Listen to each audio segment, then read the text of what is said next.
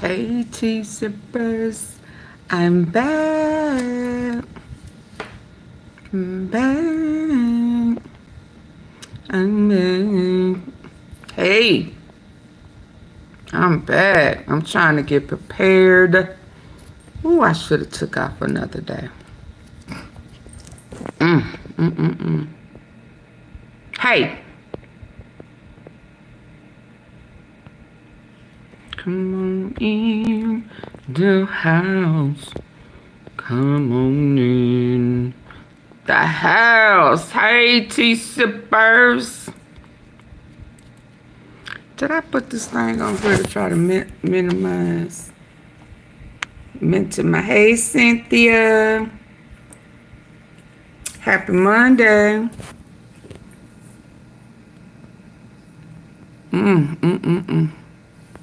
And I still ain't ready for what I was planning on doing before Monday. Before Tuesday. Before trial starts. It is just entirely too much going on. Too many people. Too many moving parts. But baby, when I tell you it's deep. It's deep. You know how it's deep.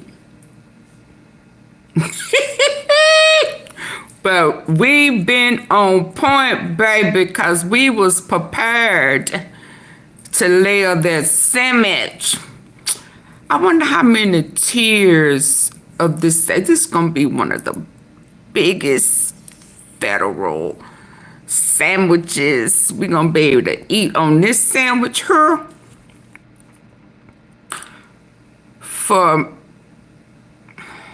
Oh, wow. Talking about 2 fish and 5 loaves of bread. He fed a multitude with 2 fish and 5 loaves of bread. You're going to be able to feed a multitude, baby, with this sandwich the feds is building. And you know what's funny? Do I need to wait a little bit? Let the people come on in.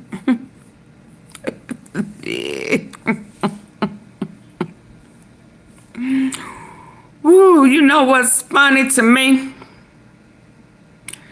Is that, well, they new to me. Some of these people are new to Auntie Fee. They don't know how I move and how I operate. But I be trying to warn people, don't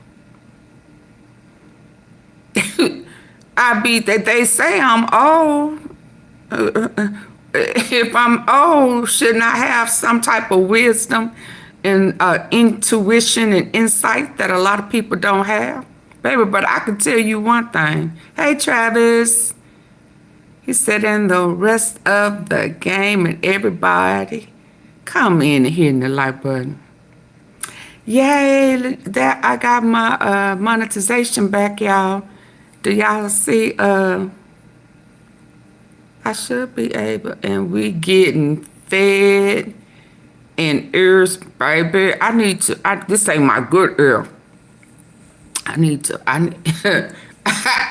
to switch this over. Hey, Kane Life. How you doing? Hey. So listen. I've been trying to warn them. I told them last week, old girl was just the bread.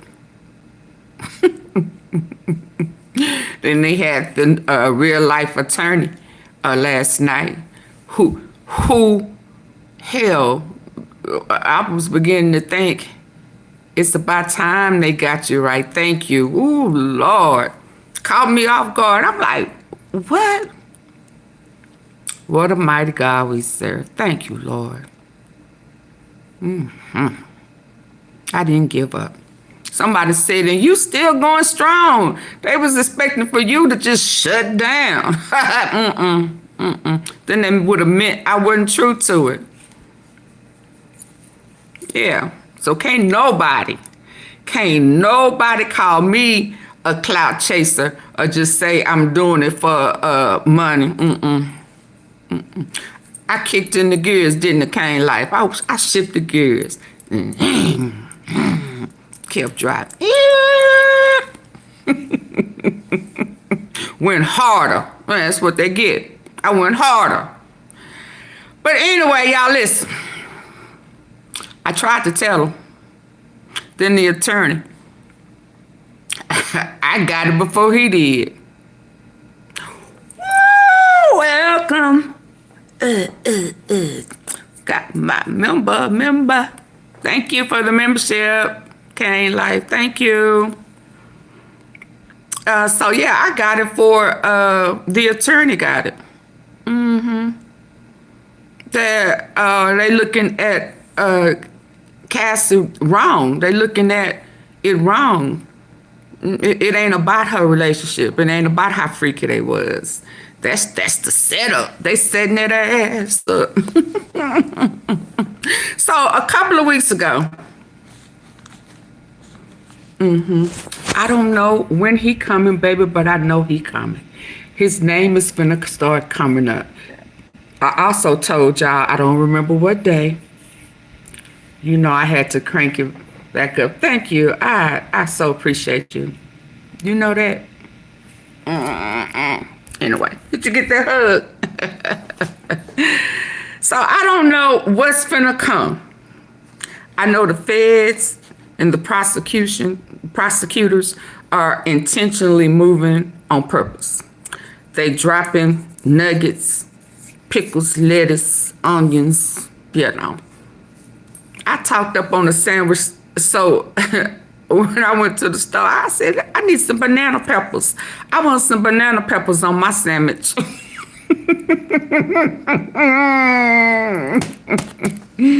I might as well make me a sandwich too. Fifth row, bruh man, mom sandwich. And they, baby, listen. So he got it. He said, Auntie Fee, you missed a step. He didn't, but you know. Yeah, you said Cassie was the bread. The beginning and the end of the sandwich. You said it was Cassie, but Cassie just one part of the bread. She the front. That male escort that they brought out that first day a week is the back end.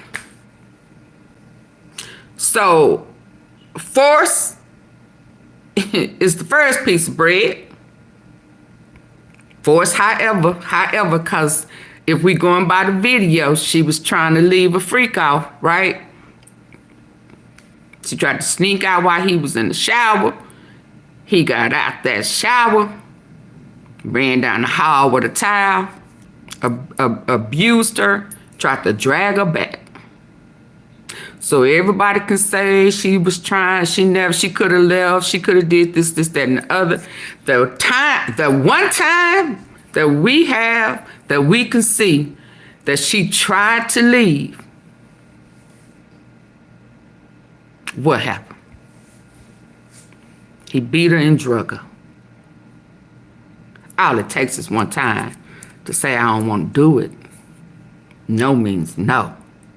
So that's the first piece of bread. And then the back piece was that escort.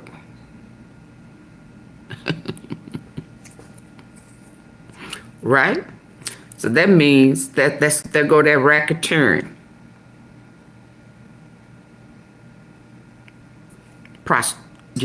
Yeah, there go. So everything else in the middle, yeah, I said to myself, oh, okay, yeah.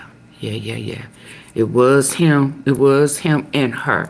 So they both was bred. So everything else in the middle is that meat and potatoes, condiments, shit, mayonnaise, mustard, 2 all beef, special sauce, lettuce, cheese, pickles, you know. I said, okay, everything else, Auntie Fee and her tea sippers was on point. Okay, we can move on. So then I'm thinking, now they finna start surprising, people resigning. See, it was a reason why Jakes resigned.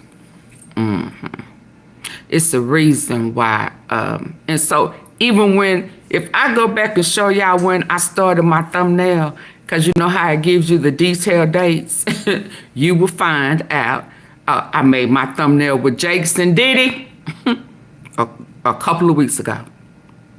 And I just set it there. You know Auntie Fee like to park. I can parallel park real good. I can cut, let them legs, and then move forward.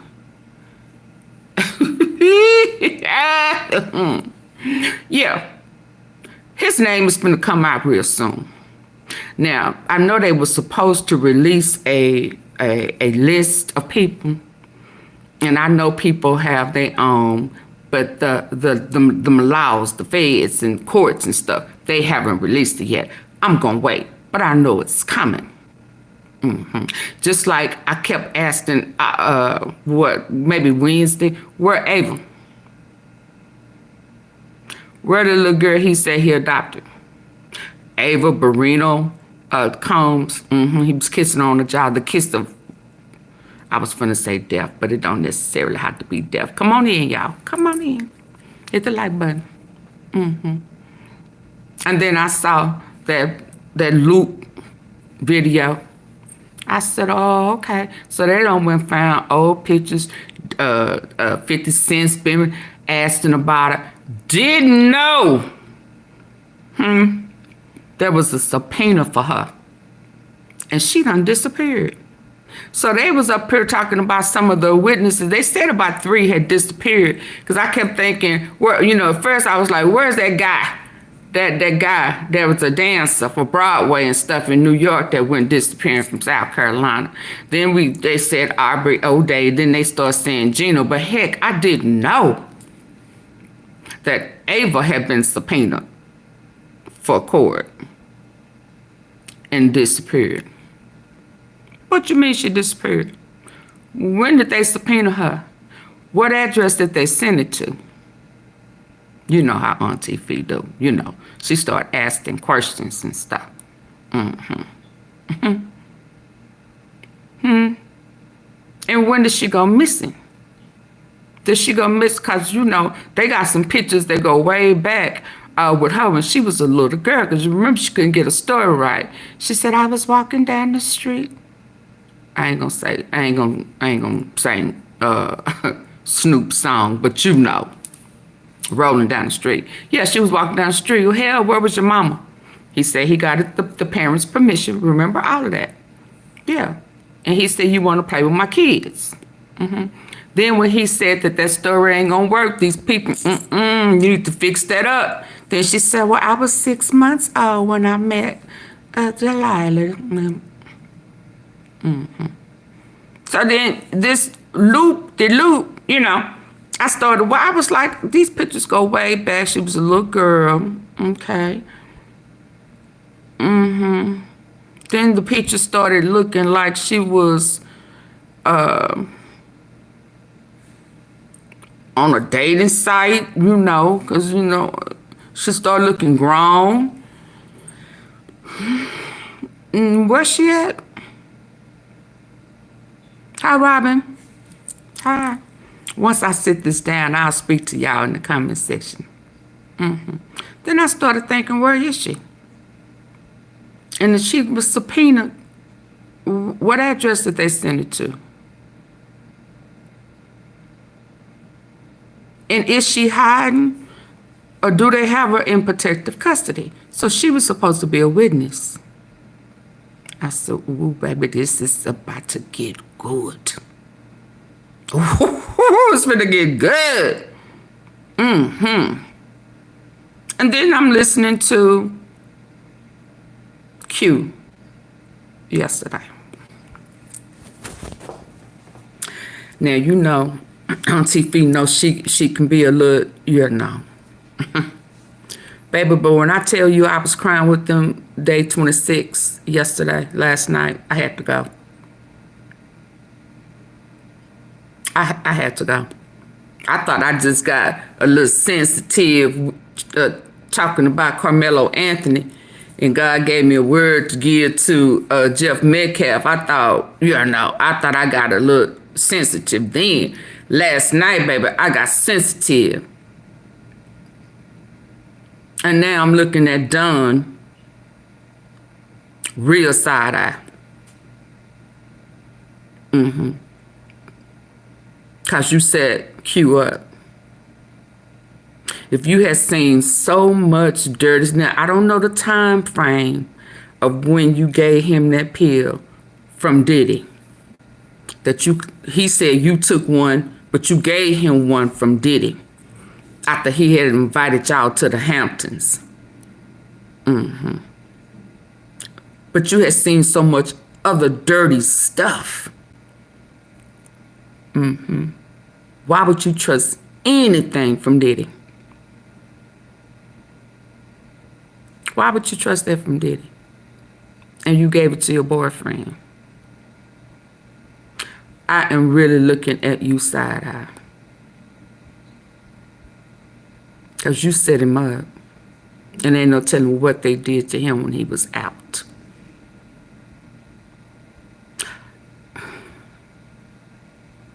I'm really beginning to think I understand why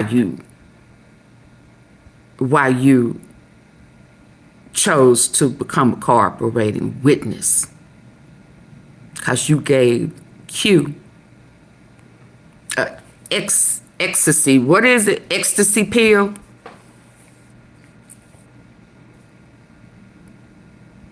That knocked him out. And he woke up in a panic. And y'all were recording him. Laughing at him.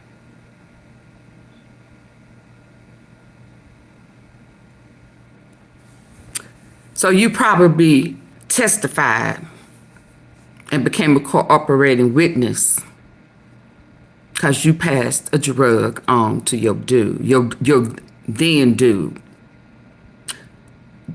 Did you spaz out, Dawn? Did you wild out? Did you wake up in a strange bed? Y'all remember I told you it was more to Dawn? I told y'all it was more to her. She knew more. I knew she knew more. I didn't know that she set up her dude up to be possibly Meek Mills.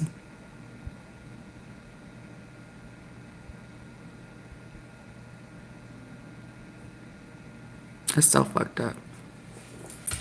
But anyway, I'm going to touch bases on that because I want to see where I wouldn't be surprised if he ain't a witness on down the line when it started talking about the white parties. I told y'all the other day, they ain't even touched bases on that. They ain't even went there yet. Didn't I tell y'all? Them are not the freak parties that is going to bring up them kids.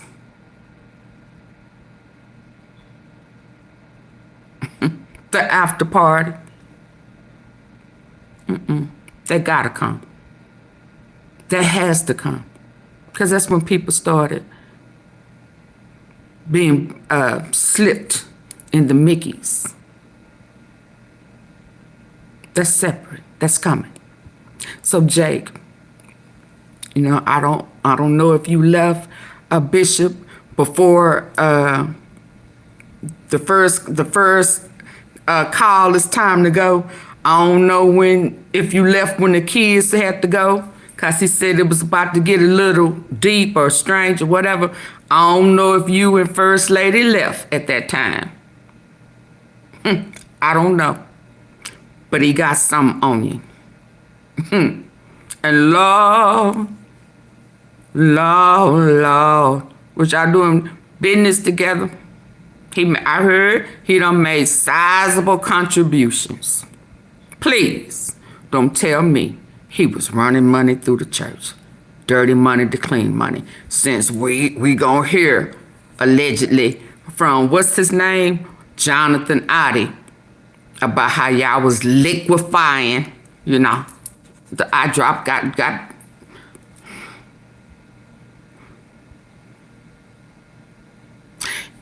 something else before I forget.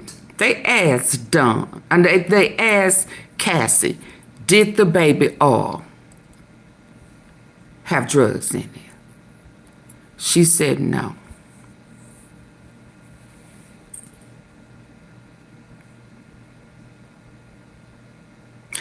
And the baby oil that you used when y'all had y'all little old thing, y'all probably didn't. You didn't. But at the white party, after party, when they are gang banging people, they do have some oil with some numbing in it. Because that girl that was talking yesterday, she said he was rubbing, putting oil on her, and she couldn't feel herself. She couldn't feel. She went numb. So they have more than, yeah. So he didn't put it in the baby oil with Cassie, but at the house party, it has it in it, allegedly. Baby, I said, ooh, it's about to get nasty. Yes, indeed. So before we go in and start listening, Tisa, baby, she going through her notes. She said there has been allegedly an emergency, what does she call it? Motion. An emergency motion to toss out the expert's testimony. For all, she said, for all y'all who was saying that the doctor, psychiatrist, psychologist, doctor really didn't help, shit. They are wanting that taken out. I knew it was good when the prosecution team asked her, has anybody over there for the defense ever hired you for your expert opinion? And she said, yeah. Because y'all remember, I said, well, if you trust her when you had a domestic violence case, if you hired her for that client, how are you going to say she's not credible here? You trusted her expertise before, right? You've paid for her services before. So why is she not an expert now? Because she telling the truth. Y'all ready to go in? Y'all ready to go in? Y'all hit the like button, support the platform, like, share, subscribe, and join the membership. Woo! She's back. Hello. Let's go. The prosecution and the defense, they sparred over the testimony of a forensic psychologist. Prosecutors also released dozens of new photos seen by the jury. Hi, Sam, Auntie Fee. Seized in the raid on Diddy's Miami Beach mansion. And the judge signed an immunity order to force Diddy's former executive assistant to testify. The judge had already ruled that she could not talk about coercive control, but she could discuss more broadly why victims may choose to stay in violent relationships or feel like they could not leave them. The prosecutor then asked, in fact, have you previously been retained by any of the defendant's attorneys here in this case? She responded, yes, I have. Ooh. Oh my God, you guys, come and sit down and shut the door. Shout out to Taste Tales about Diddy and that expert witness. Now listen, remember when I told y'all last week that the expert witness destroyed Diddy, and it's the strongest piece of evidence that the prosecution has provided? Well, one of the strongest pieces thus far. Remember how there were people in my comments? T said, what are you talking about? Everybody said the defense needed to do what needed to be done. The defense ate up that expert witness. The defense destroyed the expert witness. Well, you know who doesn't think the defense destroyed the expert witness? Diddy. Do you know who thinks, that agrees with me so much? Six Sheriff Diddy. So much damage to Diddy's case. That Hey, it was Shell. it was like a bomb was dropped. Diddy, and you know who's trying their best to get all the expert witness testimony stricken from court? Diddy. But let's get into this. Dirty Diddy. Everything Diddy's team's doing, it's giving desperate, it's giving confused, it's giving stupid, but it's giving let's talk about it because, baby, we love to see it. Again, if this isn't confirmation of just how powerful that expert witness testimony is, I don't know what is. Listen, maybe say what you want. Litter Robot has now solved the litter box problem for over 1 million pet parents around the world. Hi, I'm... What is? Listen, maybe say what you want. Listen, you talking about Diddy ended the expert witness? Nah, baby. Diddy is trying to erase the woman who ended him. Talking about the expert witness bomb, please. Then why are they trying to strike her testimony? Anyway, now listen, y'all already know the deal. Let me give y'all a little precursor, right? Diddy's media minions, and you can't tell me Diddy hasn't put $7 million into trying to push the narrative, are out here pretending that let's call her Dr. Don Hughes flopped on the stand. But behind the scenes, they are begging the judge to delete her entire testimony from the record. Why? Because she didn't flop. She finished them. And now they're trying Jedi mind trick. Now, first they asked for a mistrial. Y'all remember he was asking for a mistrial based on an answer that they hadn't even answered yet. So he was being a psychic and saying, but I know what they gonna say, but they ain't said it yet. But I know already that they gonna say this, that, and the other. Can I get a mistrial, please? This ain't going good. Your Honor, Your Honor, Your Honor. Mistrial. They gonna say he did it. And if you don't call a mistrial, I'ma ask for them to recuse you. It was like, boy, I don't know what practice you do in Atlanta, but you better get the fuck up out of here.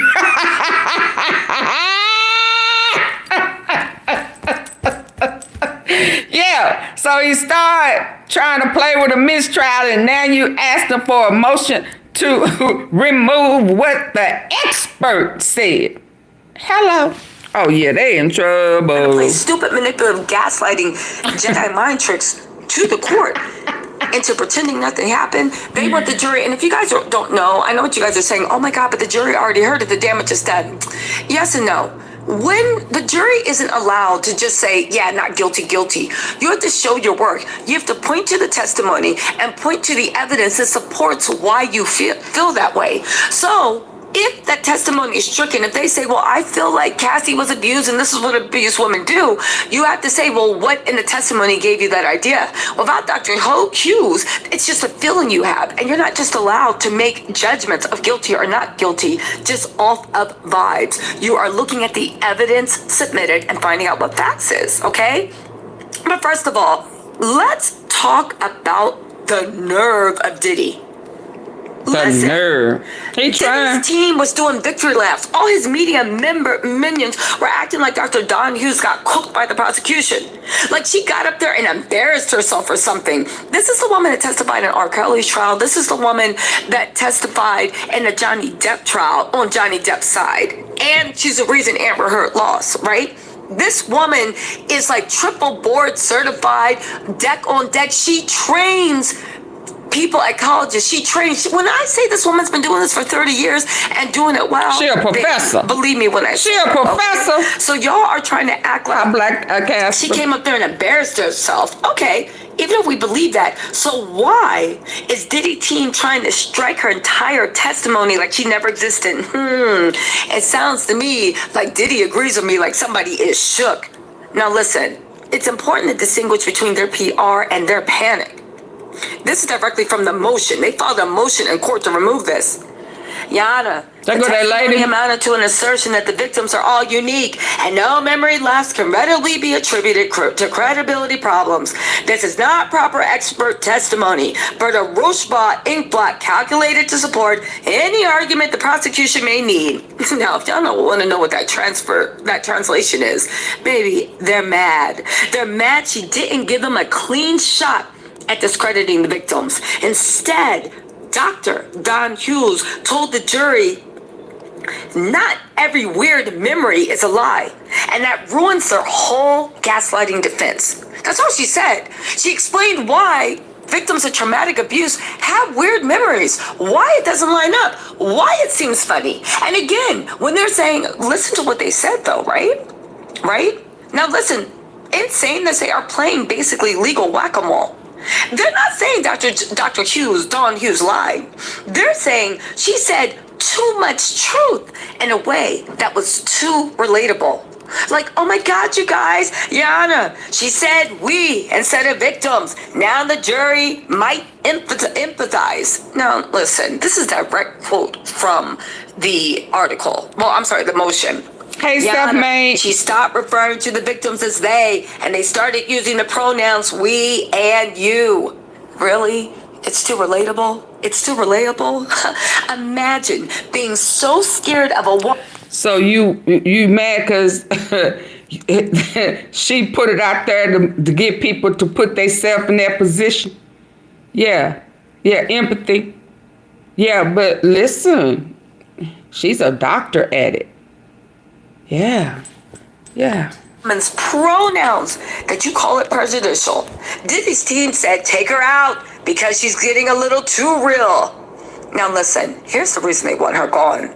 Because she anticipated their entire defense strategy. Mm-hmm. Let's not forget that she has testified in big name cases. She knows the dirty games people play. She knows how a lot of people are ignorant, either by no research or willfully ignorant about what actually happens in sex trafficking, what actually happens in PTSD, trauma to children, trauma to vets, trauma to women, trauma to people with disabilities. She knows the games that these people. And you know, again, from based off of last night to CQ, and you know, and people, especially Boosie, but that's okay. Boosie, no, he done already said they gonna get them on the back end. But for him to be making fun of them for getting emotional, reliving that, and not even realizing that they was experiencing PTSD. Yeah, men who have been tricked, put in them uncompromising positions because they have been drugged with tainted pills, waking up in beds and shit, and they don't even know how they got there. Yeah. PTSD, men. So some of the same stuff that the females were having done to them, some of the guys have been tricked too. Yeah. Play not to pay either victims or to completely discredit victims so nobody goes to jail, right? She basically told the jury, victims might apologize, go along with things they don't want to do, stay in relationships despite abuse. It's about survival. Anybody that's ever been in an abusive relationship or knows somebody that's been in an abusive relationship or bothered to pick up one single thing and read about abusive relationships knows this to be the God honest truth. Yeah, but he know one thing. He know that they gonna come get their asses on the back end. It came out of his mouth. Again, that completely undercuts the idea that anyone staying with Diddy and not immediately reporting it equals a lie. So if you stayed with Diddy or you saw the abuse and you didn't immediately report it, you must be lying. No, Dr. Hughes gave her expert testimony that's backed up by science and books and not people on blogs, media, YouTube, and TikTok. And don't get me wrong, you know I love she's so funny. Snapchat, YouTube, Also follow me. Well, you're already on YouTube. Follow me on TikTok. That's why, Please don't forget that I'm going to be out in the courthouse. Diddy every thinks that his single son day, Quincy getting numerous updates live, has watching, Stockholm and baby, syndrome. listen, and baby, we are also going to be, we have the transcripts too, so it's going to be good. Okay, and watch out for my podcast that is launching this week. Okay, anyway, right? It's going to cover the Diddy trial, but a few other cool things too. Anyway, right? Get back to Dr. John Hughes. She basically turned their favorite victim blaming tropes into deaths.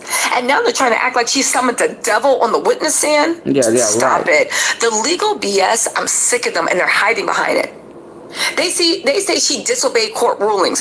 Funny, the judge sitting there didn't think she disobeyed court rulings.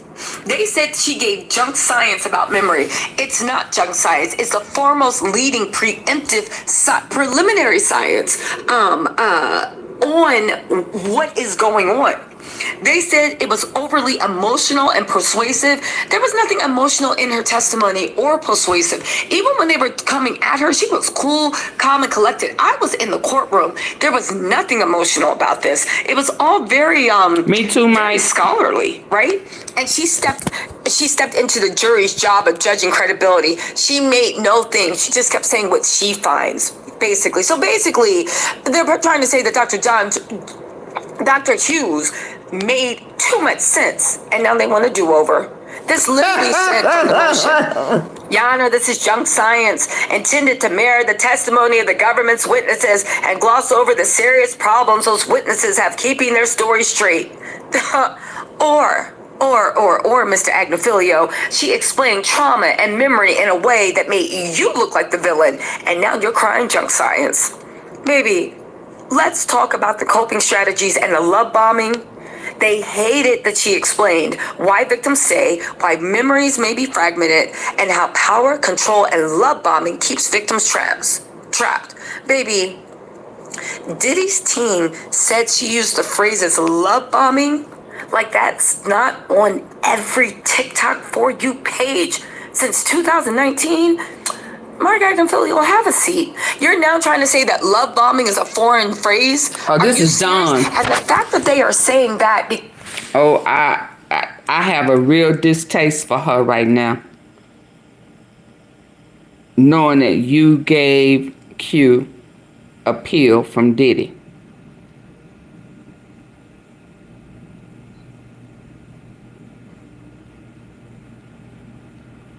Yeah.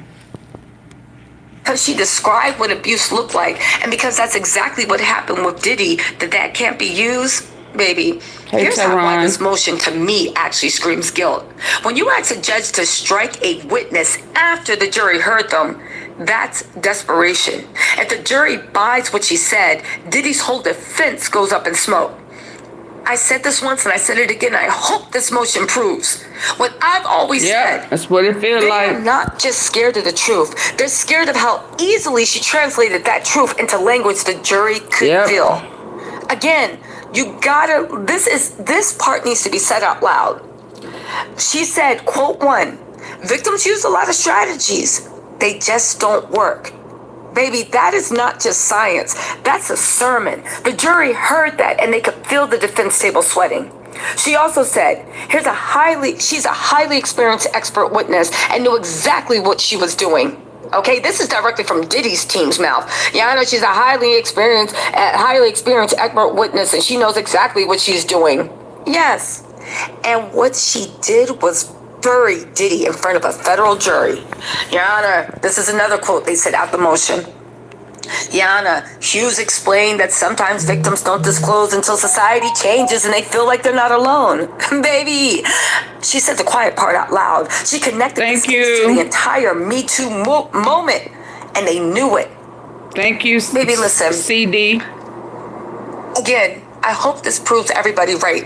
Don't listen to the BS online. Dr. Hughes did her thing, and Diddy's team is being destroyed in court, and this motion proves it.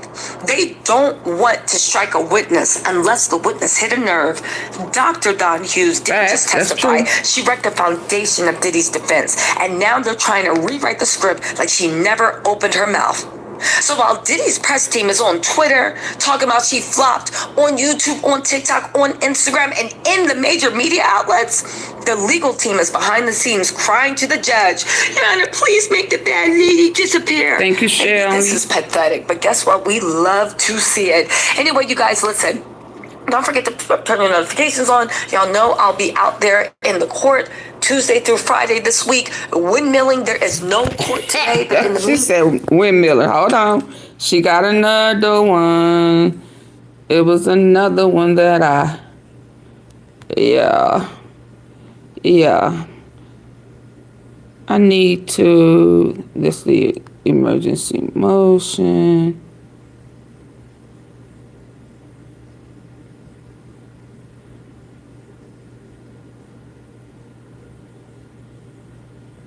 Let's see this one. Hey, what's up, guys? How y'all doing today? Well, baby, if you were Sean Diddy Combs and Kim Porter's best friend, you were out here windmilling, trying to use Kim's legacy to ensure that Diddy goes free. Now, we can talk about the ethics behind this because at the end of the day, a lot of people said that Diddy treated Kim worse than he treated Cassie because he wouldn't even keep Kim on his arm because he didn't think she was the right look for Hollywood. But it doesn't matter. Kim's best friend is using her credibility as the woman Kim trusted most to help rehab Diddy's image, but to also call Al B. Shore a liar. Now, I saw that. I ain't frank, right? Y'all know I'm the first person to say that Al B. Shore's name should be Al B. Shore. He's telling the truth.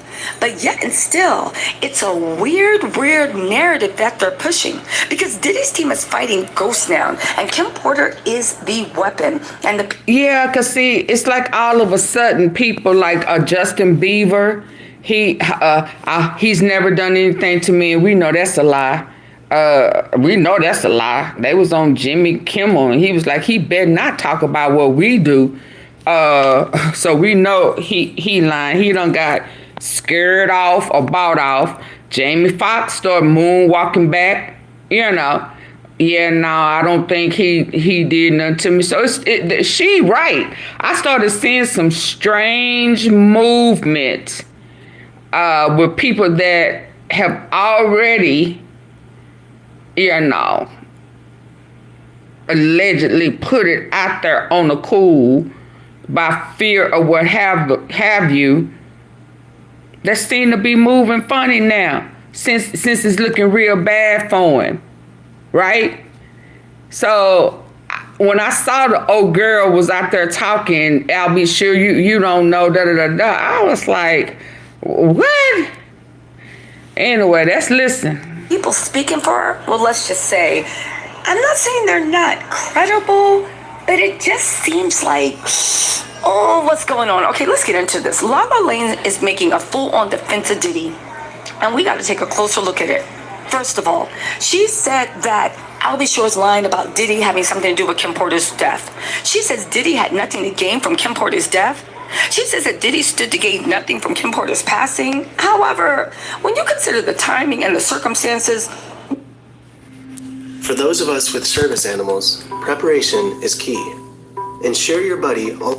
However, when you consider the timing and the circumstances, this claim, we gotta look at it with a little scrutiny. Kim's death effectively silenced a potential voice that could have proved critical insights into Diddy's personal life, especially as allegations of abuse surface. And if you think about it, the subsequent denial of Kim's alleged memoir by Lala, despite reports of its existence, and Diddy's team taking legal action to get it, right? Raises questions about attempts to control the narrative. Remember when she said that Kim wasn't writing a book, Kim wasn't doing this, Kim wasn't doing that, that was all a lie. Then to come out from the family's lawsuit that Kim actually was writing a book and Kim wanted to do the book, but it wasn't a book, it was a notes, and guess what? The person publishing the book didn't own it, Diddy does, right? She said Albie Shore is spreading misinformation. She criticizes Albie Shore for suggesting foul play in Kim's death, dismissing his claims as harmful to Diddy's children, yet Albie Shore was Kim's former partner and father to her son Quincy. And I'm not saying that he's always telling the truth because he does put 20 on 10, but he might possess insights into her life that merit consideration. Labeling his concerns as mere misinformation, especially when you see what Diddy's under a trial for, without addressing the substance of his claims, could be seen as an attempt to deflect attention from uncomfortable truths. Again, what did she say? Sean loved Kim. He took her death very hard. Maybe he was Carrie. getting caught. He had nothing to gain by her Gene dying. and Roger Bonds. Again, Diddy lost. That's rich, because legally Diddy gained everything from her silence. Her rumored memoir disappeared. Her name now gets used in court to clean up his image, even though she was a victim of his abuse, allegedly. And she's no longer here to say that's not what happened. This is classic character evidence if you want to look at it from a legal angle. His team wants to paint Diddy as a grieving, devoted partner to discredit any pattern of abuse. If Kim is remembered as his one true love, it undermines Cassie's narrative of long-standing control and violence. I'll be sure is spreading lies. She literally gave a quote to TMZ saying, for him to say something like this, that is disgusting, especially because Sean is raising Quincy. Now, speaking about a woman's suspicious death is disgusting, but raising her child makes you untouchable, I'll be sure has been saying for years something wasn't right. But now that Diddy's on the guy who was raising Ava and can't nobody find her? Yeah. They say she disappeared after being subpoenaed? Yeah. I wish she would raise my child. Kim knew too much is labeled a threat. From a legal angle, they're neutralizing witnesses, even unofficial ones. They're dismissing Albishore's claims. It keeps the focus off of Kim's mysterious circumstances of her passing and on Diddy's role as a stand-up dad. That's narrative containment, and it's a legal strategy dressed up as a family. It's a legal strategy dressed up as a family defense. More importantly, she said there was no book, no memoir. Kim wasn't writing a book, that's a lie. In 2021, multiple outlets reported that Kim was indeed writing a memoir before her death. And in 2023, Diddy's children filed to obtain ownership of Kim's intellectual property, including her unpublished writings. So if there is no book, what were the kids fighting to gain control of? A ghost?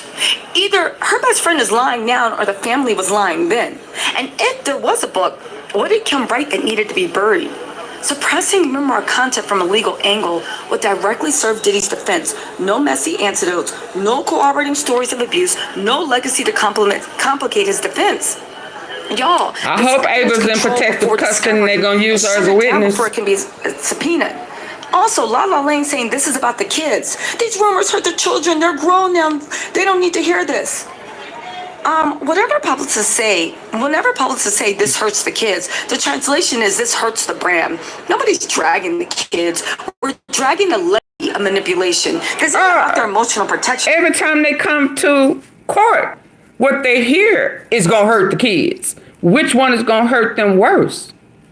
They daddy did awful things. They probably have seen awful things. So it's going to hurt the kids? Oh, shit. You don't think it's hurting him now? He locked up and can't get out? Yeah, he should have thought about that when he was drugging people, threatening people. Yeah, saying that I'll make you disappear.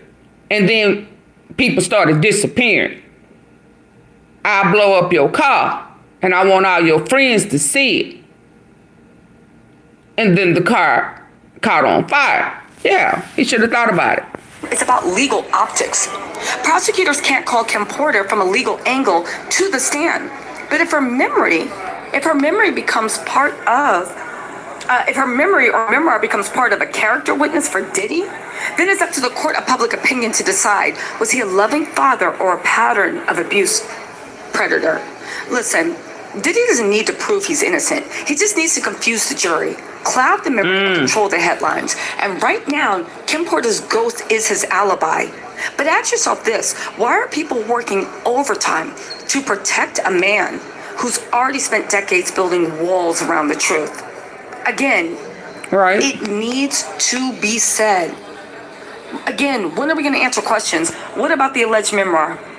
Whether or not it was finished or not, the idea of the book scared people. You don't sue for ownership of something that didn't matter. Diddy's entire image hinges on loyalty, success, family. And Kim's truth contradicted that. That's a liability. A dead Kim can't talk, can't publish, can't testify. And the court of public opinion is being reshaped in real time. And a sanitized memory of Kim is being used to paint Diddy as a heartbroken romantic, not a pattern-based predator. What's more? Well, the other girl, her friend, Erica Kennedy. She wrote a book. She mysteriously died. They still ain't said how she died. They still have not put a cause of death. They didn't even talk about it publicly. And she was an author. But the book was about him and all the dirt. The legal context. We can't forget about the character. In which they say she told her, yeah, go ahead and release it. And Kimora, Russell Simmons' ex-wife, and she was a minor when he got with her. Yeah. Told her she didn't think that she should do that. She released it, and she mysteriously died. Let's talk about what's wild is that because Albie Shore, who's been hinting for years that something was off with Kim's death, is now being dismissed as disgusting. Quincy is grown. He's now 5. Let's stop pretending we're protecting a toddler from scary headlines. What's disgusting is trying to shame someone for wanting answers about the sudden, unclear death about the mother of his child. Also, can we talk about this convenient outrage? Her energy is louder for Albie Shore than it ever was about Kim being found passed away of lobar pneumonia in her own home at 47 with no head start. Nobody asked why she wasn't rushed to the hospital. Nobody questioned the silence after the autopsy. Yeah, why was she in the now hospital? Now that Diddy's under legal fire, Al is a villain and TMZ's the pulpit? Baby, discrediting anyone who questions the Kim Porter narrative is strategic. It keeps her death out of legal speculation. It also delegitimized anyone like Al who might offer corroborating emotional testimony about what she endured. Courts may not call him. I can't see Kim Porter giving Cassie nothing. Fighting a RICO case and trying to control how jurors see you. So which is I'm gonna be honest, okay? Carrie, I can't see Kim Porter giving Cassie a zip drive in 2018.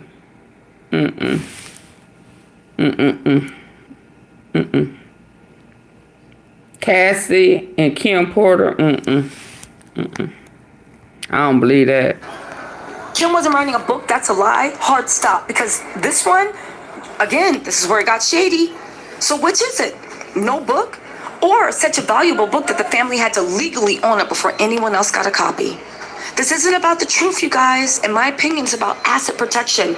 If the book existed and it said one of... And I also say that because because they wasn't friends, first of all. And then the friends that she did have, she told Diddy everything they talked about. They got them beat up. So why would Kim, knowing how violent he is, trust her? Yeah, no, that was a rumor, but it comes out. Cassie was jealous. Yeah, Cassie was jealous of Kim. So that, Now, anything I can see that Quincy got it. I can see Quincy may have got the drive, but not. She gave it to Diddy. Gave it to Cassie.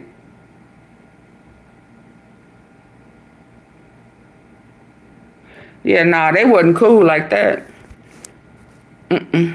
That's a liability, especially now. Either Lala was lied to, which raises questions about how close she really was to Kim, or some people say she might be lying now, which makes her... I just look like she probably got bought off now. Again, you gotta be real. When someone says this hurts the kids, they're not protecting innocence. They're protecting reputation. Kim's kids are all grown adults. This is not about shielding them. It's keeping Diddy's legacy intact and emotionally manipulating the audience. And I do want to say this for everybody keeping their mouth shut. Cassie was somebody's child. And Cassie wasn't much older than Chase was when she got involved in this all stuff. And Cassie was younger than Quincy is. Cassie was younger than... Christian. She was younger than... If we can treat them like kids, and what about the kids? Then what about Miss Ventura's child? Again, I'm not defending Albie Shore at all. No, Tisa. No, my thing with that, Cassie's kid, yeah, but what about the fact that he had his at that time 17-year-old daughters and the other girl in court listening to all of that stuff? I mean, if you concerned about the kids, then they should have never been in court. Yeah. So now miss me with that. They're not concerned about them kids. Hell, they lived with that man. He ain't never been that good of an actor to me. Let's move on. One more with her, because she got one that's going to lead me into the next one. But I need to do it over here because I'm about to lose juice over there. Oh, no, she don't get nothing for that. Whoever she is. That's why I ain't pay her no never mind. No, never mind. Let's hear this one. The sweetest moments deserve the boldest flavors. Like our new concrete mixer. Shout out to Tisa. Made with fruity Skittles pop. Revealing she is not going to testify. Hey, what's up, guys? How y'all doing today? Well, baby, if your name is Aubrey O'Day, we need to talk about, because as much as Aubrey says she hates Diddy, Aubrey's been moving real weird. She was one of the been bought off people too. saying that she was going to testify against Diddy. Then the last second she wasn't. She was the main person said that she had receipts to expose Diddy. They must have done told them they got videos she's not of them. testifying. She could actually give those receipts. Okay? Now, part of me is like, I gotta ask, is Aubrey actually helping Diddy? Because by posting that messy podcast with Q from Day 26 about Dawn, I gotta think Aubrey didn't just help Diddy, whether she meant to or not. Now get this. Here's Q's accusations. If you guys don't know, Q and Dawn were sweethearts from making of the band. They had a really, really tight situation.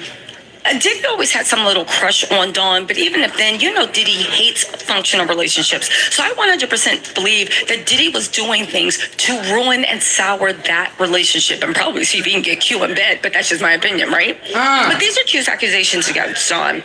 He literally made a bunch of Instagram posts, and it started from Dawn egging Q on to say negative things. I'm sorry, Aubrey's egging Q on to say negative things about Dawn. But you got to ask yourself, why did she do that?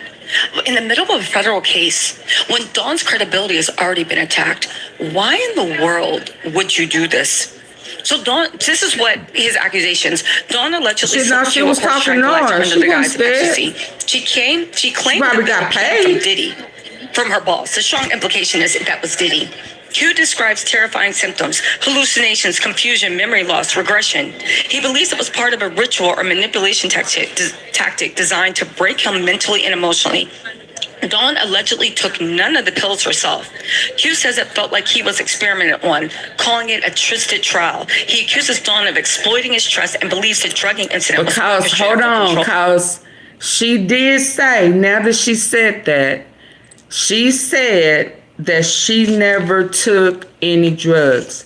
Q last night said she gave her a pill and it was red and she took one too. She acted like she took it, but she didn't take it. She gave it to him to take and she acted like she was taking the pill. She set him up. He shares that Dawn was involved with Diddy's security guard behind his back. He saw explicit emails between the two referencing hooking up, smoking, and getting intimate in the Le Montrose Hotel in LA. He says he was being played by older people who saw him as naive and easy to manipulate. He reflects on the pain as a refiner, not a destroyer, and says healing was a choice. But let's get into it. Because Dawn was messy for that. And I think Diddy I believe it 100% happened. But Aubrey, we got to talk about how she is moving messy. And Diddy might have just been handed a golden ticket by Aubrey. Okay? So again, y'all saw how Diddy... Q blew the lid off of the old wound, accusing Dawn of slipping him the rugs and sending him into full psychosis. And the timing is suspect because Dawn just testified against Diddy. Coincidence? I don't think it's likely. Now, let's add some layers. According to Q, this wasn't some party gone wrong. He says she handed him the horse tranquilizer, claiming it came from her boss. Again, you read that right. Diddy. Now, we're not naming names, but We just did. And if you've been following the case, you know exactly who that's pointing to. Q says he trusted her, he loved her, and he got played. Isn't this the same verbiage they used about Diddy? Listen to vacation rentals on book. Again, the evil woman. He describes waking up in a haze, sobbing, hallucinating, having to relearn how to function. He claims he was psychologically broken and that his vulnerability was used against him and what felt like ritual or punishment. And here's when things get nasty. Aubrey, is that Aubrey, had Q on her podcast this week while the federal case against Diddy is still active. And what did she do? She poked, she pressured, she tried to get Q to name Dawn as the one who rubbed him on air. Why now? Why not wait until the trial's over? Why create a soundbite that can be twisted into reasonable doubt? Let's not forget, Aubrey, again, I gotta remind you, once claimed she was going to be a key witness. She said that she had all the receipts. She said that she had a smoking gun, but suddenly she's not testifying, not because she wasn't willing, because the prosecution didn't even ask her.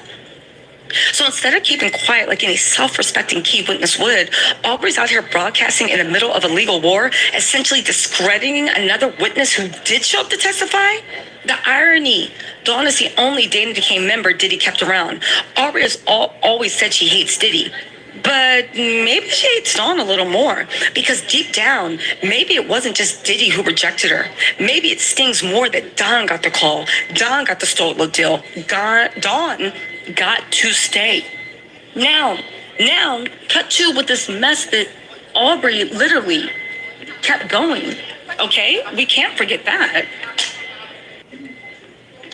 So now, where are we? Okay? Now, Q and Dawn are airing it out on social media. Now, Dawn clapped back, basically saying, now of all times, you're dragging me while I'm testifying against a predator. And honestly, Dawn has a point. This isn't about absolving Dawn. She's got some serious accountability to face, but Aubrey's timing, her motives, her silence when it's time to speak, followed by noise that could sabotage others, that's not justice, that's ego. And Diddy, he's watching this all go down, probably smiling, because instead of solidarity, the survivors are eating each other alive on the timeline. But I gotta ask you guys, what do you think is really going on behind the scenes? Okay? Why is the only woman out of that whole era of making of the band, the only woman who showed up to testify, getting thrown under the bus by the one who said she would? This isn't justice, you guys. In my opinion, this is sabotage. And we need to start asking, who are people really working for, and what are they really loyal to? Again, I'm not going to let this go. Aubrey has been one of the biggest people on Miss Twitter, and when my time to shine, leading everybody to believe she's going to testify, doing all this stuff. I said a long time ago, I thought that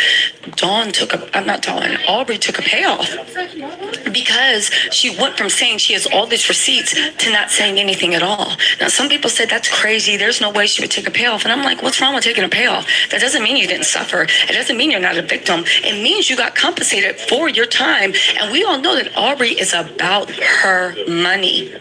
But also when you add in the fact of she's choosing now to do it, and they're using the same narrative they used to discuss Cassie, they played me both. She was cheating. She's not a good person.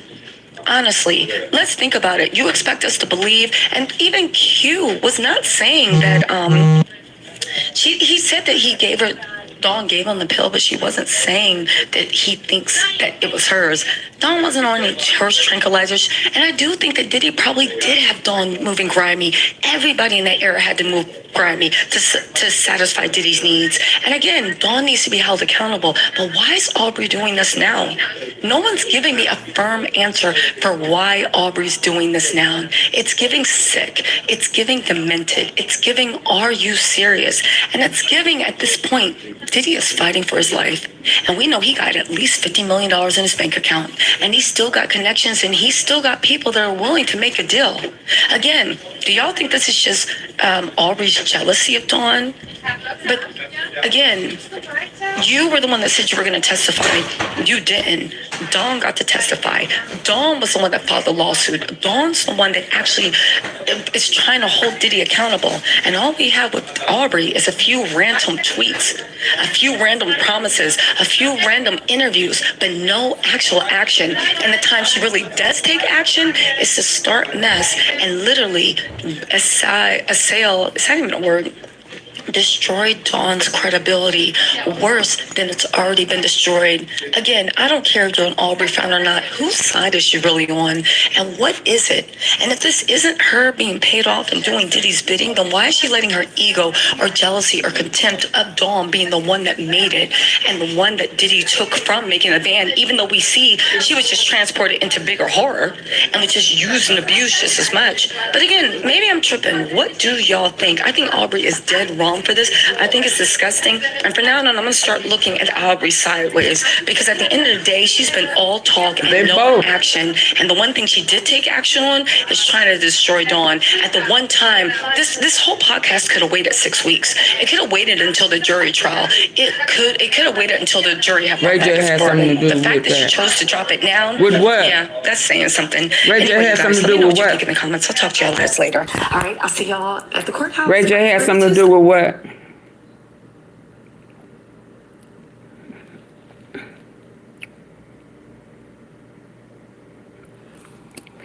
What?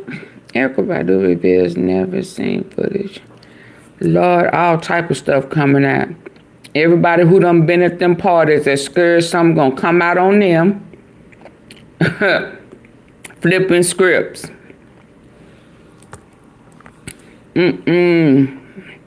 Hold on, let me see what this is. More options means even more affordable ideas for your bathroom from Floor & Decor. I think don't nobody want to get caught up in no video. After this particular incident, you left there feeling. You call it. It's Storm Show. It's Storm Show. Shout out to Storm. What's up, Storm Chasers? To the Hamptons. Let's play that right now. At this time, Y'all please hit the like button. I was around dirty money for about. Please hit the like button. Like, share, subscribe, join the membership, support the platform. Let's go. A year while they were creating Last Train to Paris. And I guess I was around because I was dating Dawn. So Diddy's like, I think he was very, very high. He's like, we're going to go to the Hamptons. He's like, we're going to go stay the night there, and you guys want to come. And it felt very weird because he's never, the energy just felt so weird. You know what I mean? It was friendly high. You know what I'm saying? Like a friendly invitation to something. He wasn't usually like that? No, he's never invited all of us to one of his houses. We get before we get to the Hamptons, they're like speeding in these black SUVs on the expressway very, very fast. Like they were in a rush to get to the Hamptons. We get to the Hamptons and we walk through the house and we arrive in the backyard near the pool. And my ex at the time, which was Dawn, she gave me an ecstasy pill. And she said... Is that what she said it was? Yeah, she said it was ecstasy, and she said it was from Puff to give to me. And it was red, and I took it because I thought I was going to get freaky with my girlfriend. You know, we tried ecstasy before, and I trusted her that that's what it was. So I took it immediately, and she had one too. He gave her 2 of them. I took mine. Within like 20 minutes, I knocked out and blacked out. I woke up in the twins' bedroom in the basement, and I woke up out of my sleep screaming very, very loud. Who are the twins? I don't know their names. You're talking about Diddy's daughters? Twins, okay. Yeah.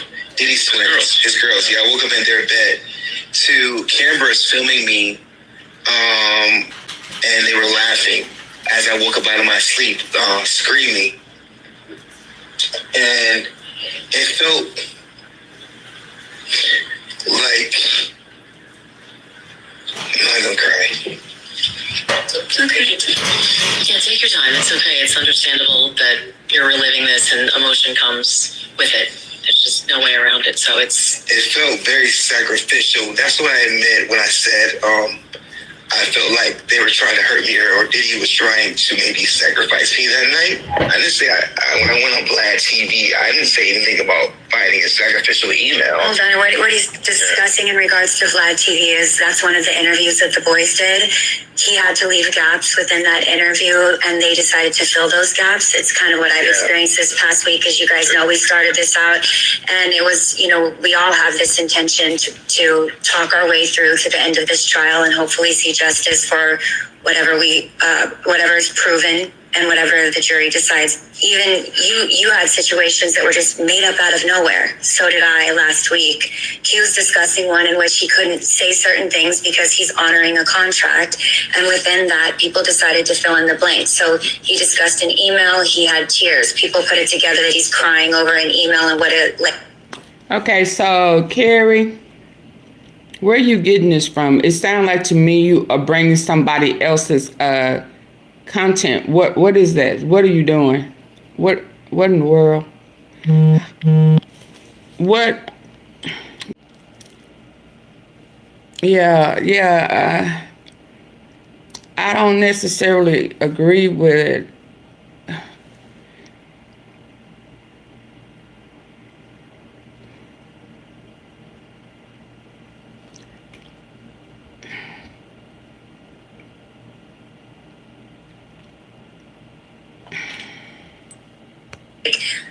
Basically tried to suggest that he's not a man and he's boo-hooing over an email. I know there were some details about the incident you described. Maybe you don't want to get into. Let's get into it. Okay, we can. Can I go with how, I know you can be open about how it made you feel, right? So you're saying that after this particular incident, you left there feeling, you called it sacrificial, but you felt as if they were going to hurt me in my sleep.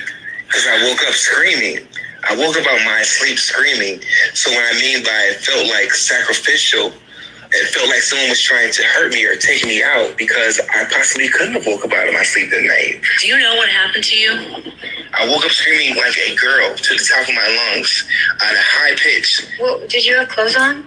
I think I was in my shorts because I remember jumping into a swimming pool. Do you believe that some of what happened to you was recorded on one or many of these items? Oh, yeah. I saw phones and lights. It wasn't a video camera. It was a phone camera light. So there are people who do know what happened to you, and there's a reason you believe why they're not telling you? It sounds like you pushing a narrative, Terry. It sounds like you pushing a narrative. And you bringing up stuff we ain't even talked about. That's what I'm talking about. So it's as if you're trying to push a narrative over here, and we don't do that here. Is this your first time over here? Is this your first time? Because what you doing, I don't know. I really don't. We don't do this over here. We stick to the topic at hand, and we don't run around with controlled narratives. That's not what we do over here. On Twitter, yeah, see now. Yeah, you can leave that over there. And we just gonna roll with what we talking about right here, if you don't mind. Yeah. I was around Dirty Money for about... Okay, all right. So I wanted to play it in full, not interrupting. And now I'm gonna start and stop and then break it down. Okay?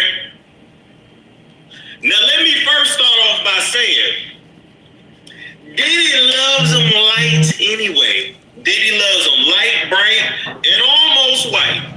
And if y'all remember how Q looked around that time,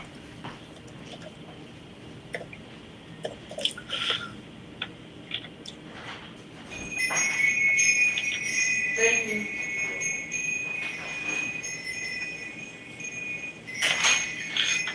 this was him back then. This was him back then. I'm glad he's finally speaking because what it proves also is that Dawn is not completely innocent her fucking self. Absolutely. I agree. I agree. Meek ain't like bright. Let me tell you something about Meek Mill. I believe he loves Meek. Loves him light anyway. Diddy loves him light, bright, and almost white. And if y'all remember how Q looked around that time,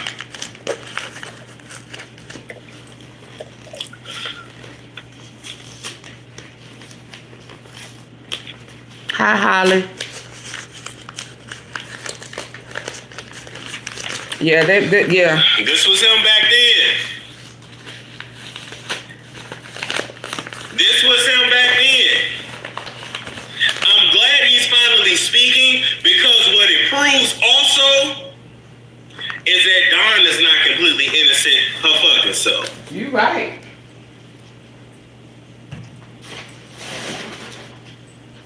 Meek ain't like bright. Let me tell you something about Meek Mill. I believe he loves Meek. It's different with Meek.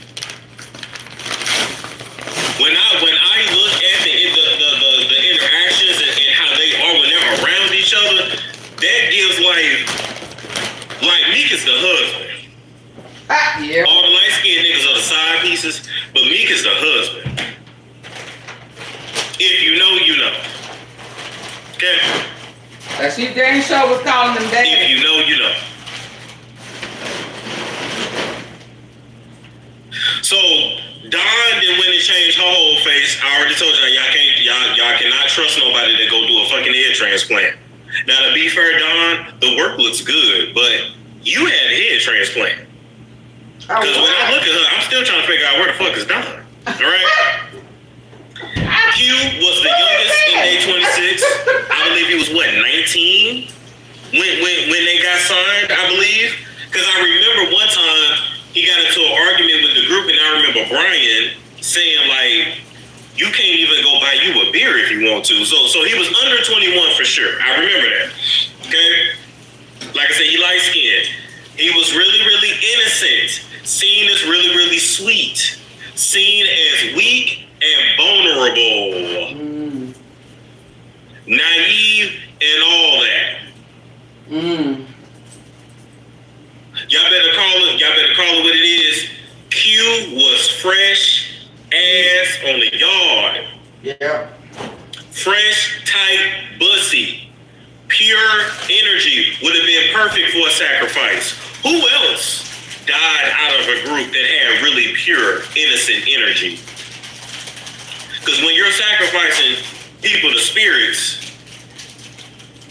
you need pure, fresh energy. Clean energy. People with the light on the inside, people with a good heart. You need that. Wow. Hell, the devil don't want another one of him. That's true. But why was he screaming? God's children. Okay? Why was he screaming?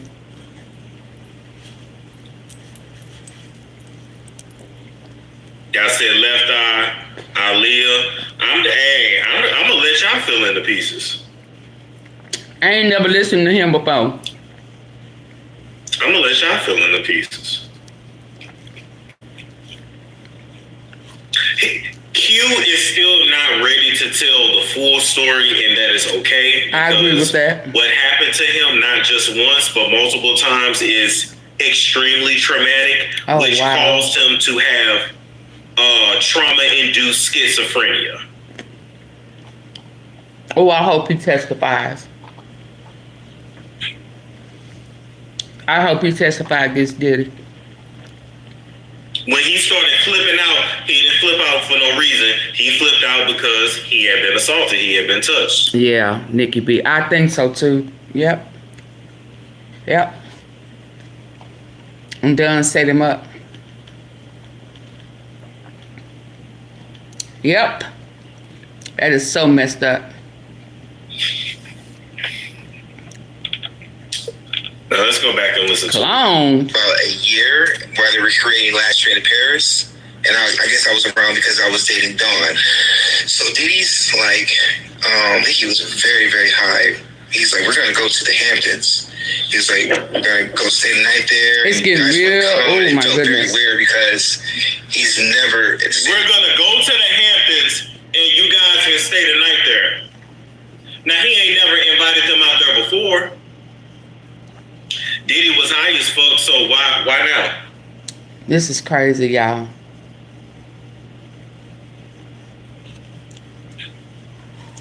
Another thing too. Hold up. Another thing too.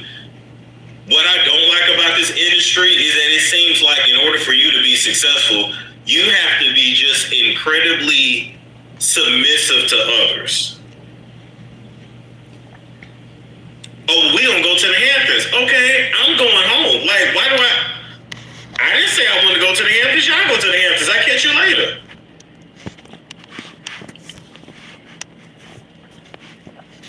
It's so messed up.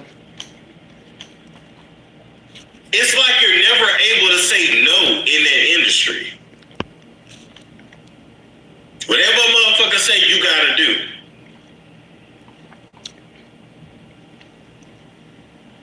They wouldn't like me. Hell no, I'm going home. Oh, you ain't coming with us? Hell no, no. Oh, Puff go.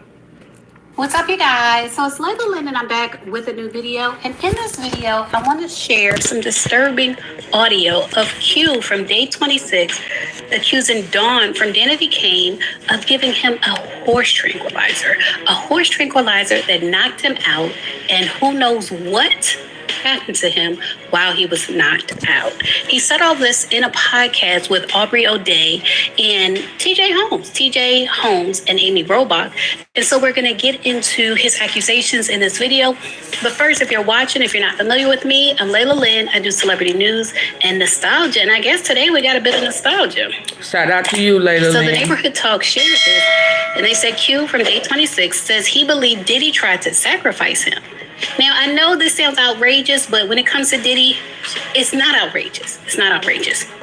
But he says he claims Dawn gave him an ecstasy pill from Diddy that made him pass out in 20 minutes. Hey, Lamar, yes, he woke up it is. screaming, surrounded by cameras. And he said it felt like someone was trying to hurt me or take me out. Now, we're going to listen to this video, but I want y'all to keep in mind, I feel like he is only telling half the story. I feel like he's only telling half the story because him and the other members of Day 26, I remember seeing this interview with them, and they were talking about Diddy, and it was 5 grown men that all started crying. Mm-hmm. And it was at first him telling his story, so he was a little bit like weepy. But then the other guys, like, it ended with them all crying. And to see men cry publicly, they found out what happened to it's them. like, you know, something happened. Something really deep happened. Right. So let's get into this audio and hear what he had to say. Is for whatever we. This time, I was John don't look nothing like that for now. about a year while they were creating Last Train to Paris. And I guess I was around because I was dating Dawn. So if y'all remember, Dirty Money, which he later renamed it to Diddy Dirty Money, was Dawn Richards, or Richard, Kalina Harper, and Diddy. It was a trio. He's like, I think he was very, very high.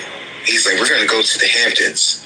He was like, we're going to go stay the night there, and you guys want to come. And it felt very weird because he's never, the energy just felt so weird. You know what I mean? It was friendly high. You know what I'm saying? Like a friendly invitation to something. He wasn't usually like that? No, he's never invited all of us to one of his houses.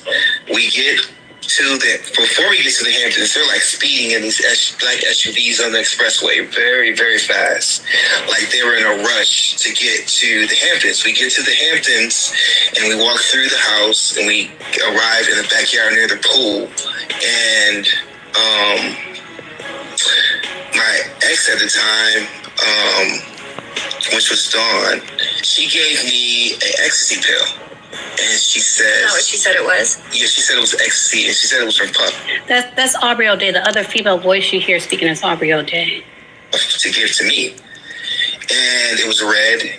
And I took it because I thought I was going to get freaky with my girlfriend, you know? We tried ecstasy before. And I trusted her that that's what it was. Bottom line, he so I trusted took it immediately, and she had one too. He gave her 2 of them. I took mine within like 20 minutes. Now remember, she said that she never used drugs when she was being cross-examined.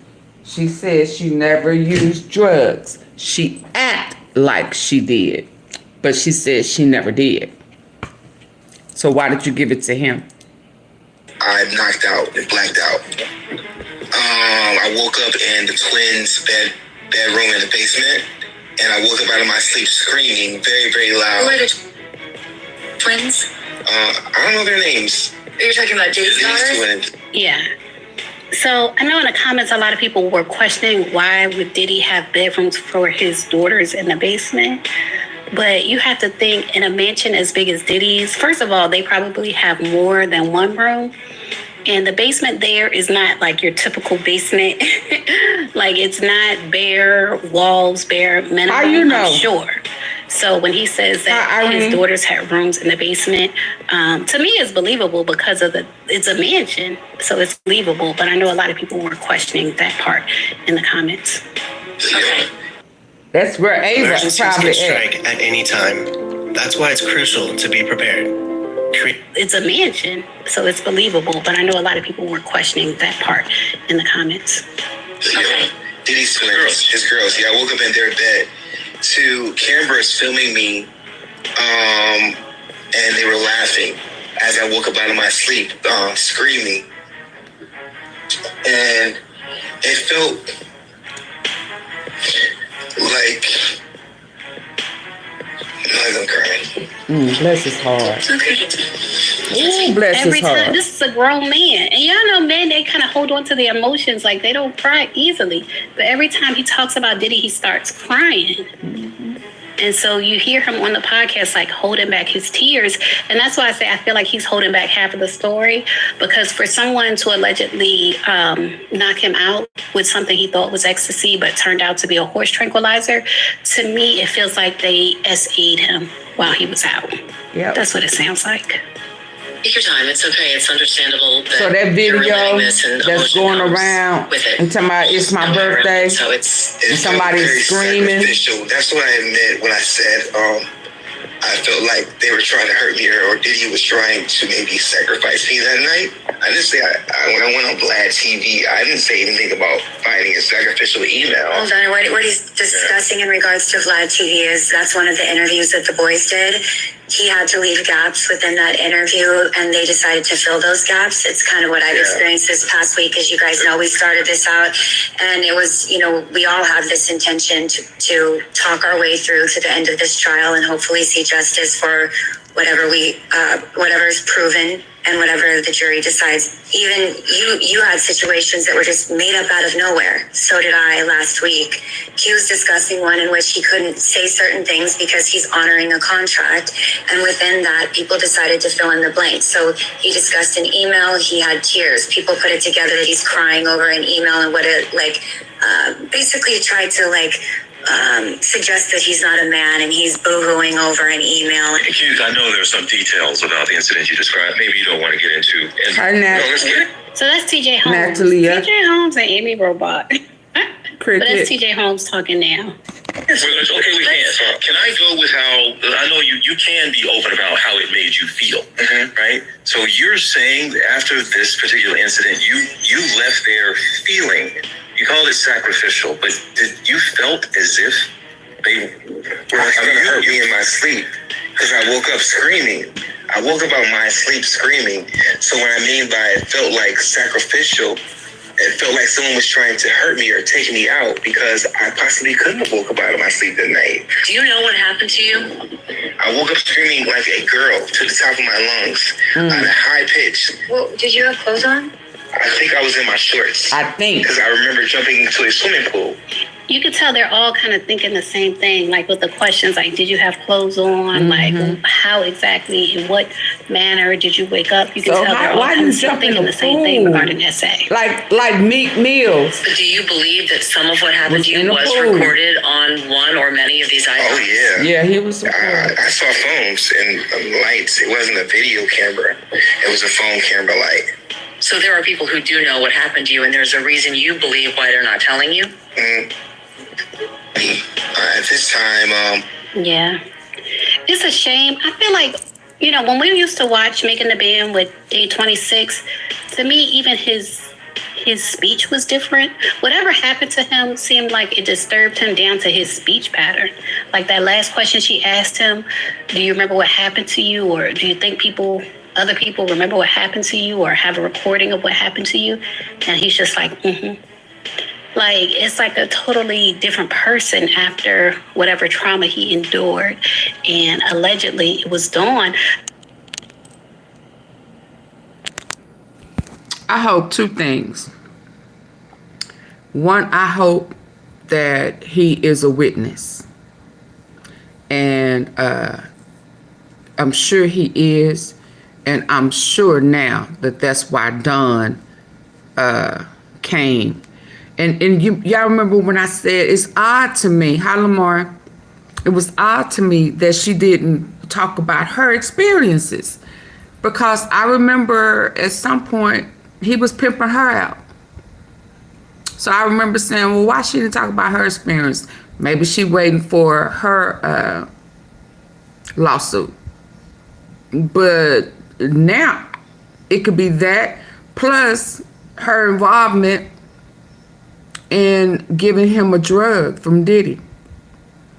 So she had to testify. So she had to be a cooperating witness. Remember, at this point, it's about either you're a cooperating witness and you are going to tell what you have done, what you saw, what you know, so that you won't be a co-conspirator. Because right now, with her knowing what happened to him, and she was the one who passed him a horse tranquilizer that she got from Diddy. Why would Diddy give that to her to say, give this to him? If he at his house and he cool with him, why come Diddy didn't give it to him himself? See how he do? He always makes sure that somebody does the dirty work. And he think that he's doing it so that he can push the blame on them. But right now, what that is showing is that it was organized crime, that you had an enterprise, and that you had people selling drugs, doing drugs, passing drugs, slipping drugs at your request, your demand, whatever. Because she done already said that she felt like she had to go along with his program because he had already threatened when he told her to forget what you saw when I threw that skillet at Cassie over them eggs, and then grabbed her and took her upstairs and beat her. And the next day, he said, where he from, people who talk come up missing. So he said, here, get this to your dude. She couldn't say, no. I mean, what is that? Why you couldn't? Because right now it look like you set him up. And that's a problem. So I hope, one, he's suing him, or her. And then two, I hope he's a witness. Because there's a reason why certain stuff he can't say. Right? Certain, he'll be like, well, right now I can't, because are you in litigation or are you going to be a witness? Stay tuned. They finna start falling out, y'all. Acting on behalf of Diddy. That's what it sounds like, because he said Diddy gave Dawn the pill to give to him, and he thought it was ecstasy, a recording of what happened to you. Well, why he wouldn't give it to him himself? He invited him to his home. Like, it's like a totally different person after whatever trauma he endured. And allegedly, it was Dawn acting on behalf of Diddy. That's what it sounds like, because he said Diddy gave Dawn the pill to give to him, and he thought it was ecstasy, which is something he had taken before, and so he willingly took it. Y'all leave a comment. Let me know what y'all think about the accusations. I have to say, it's horrible. It is horrible. I don't know what they can be saying. What was this Diddy's secret?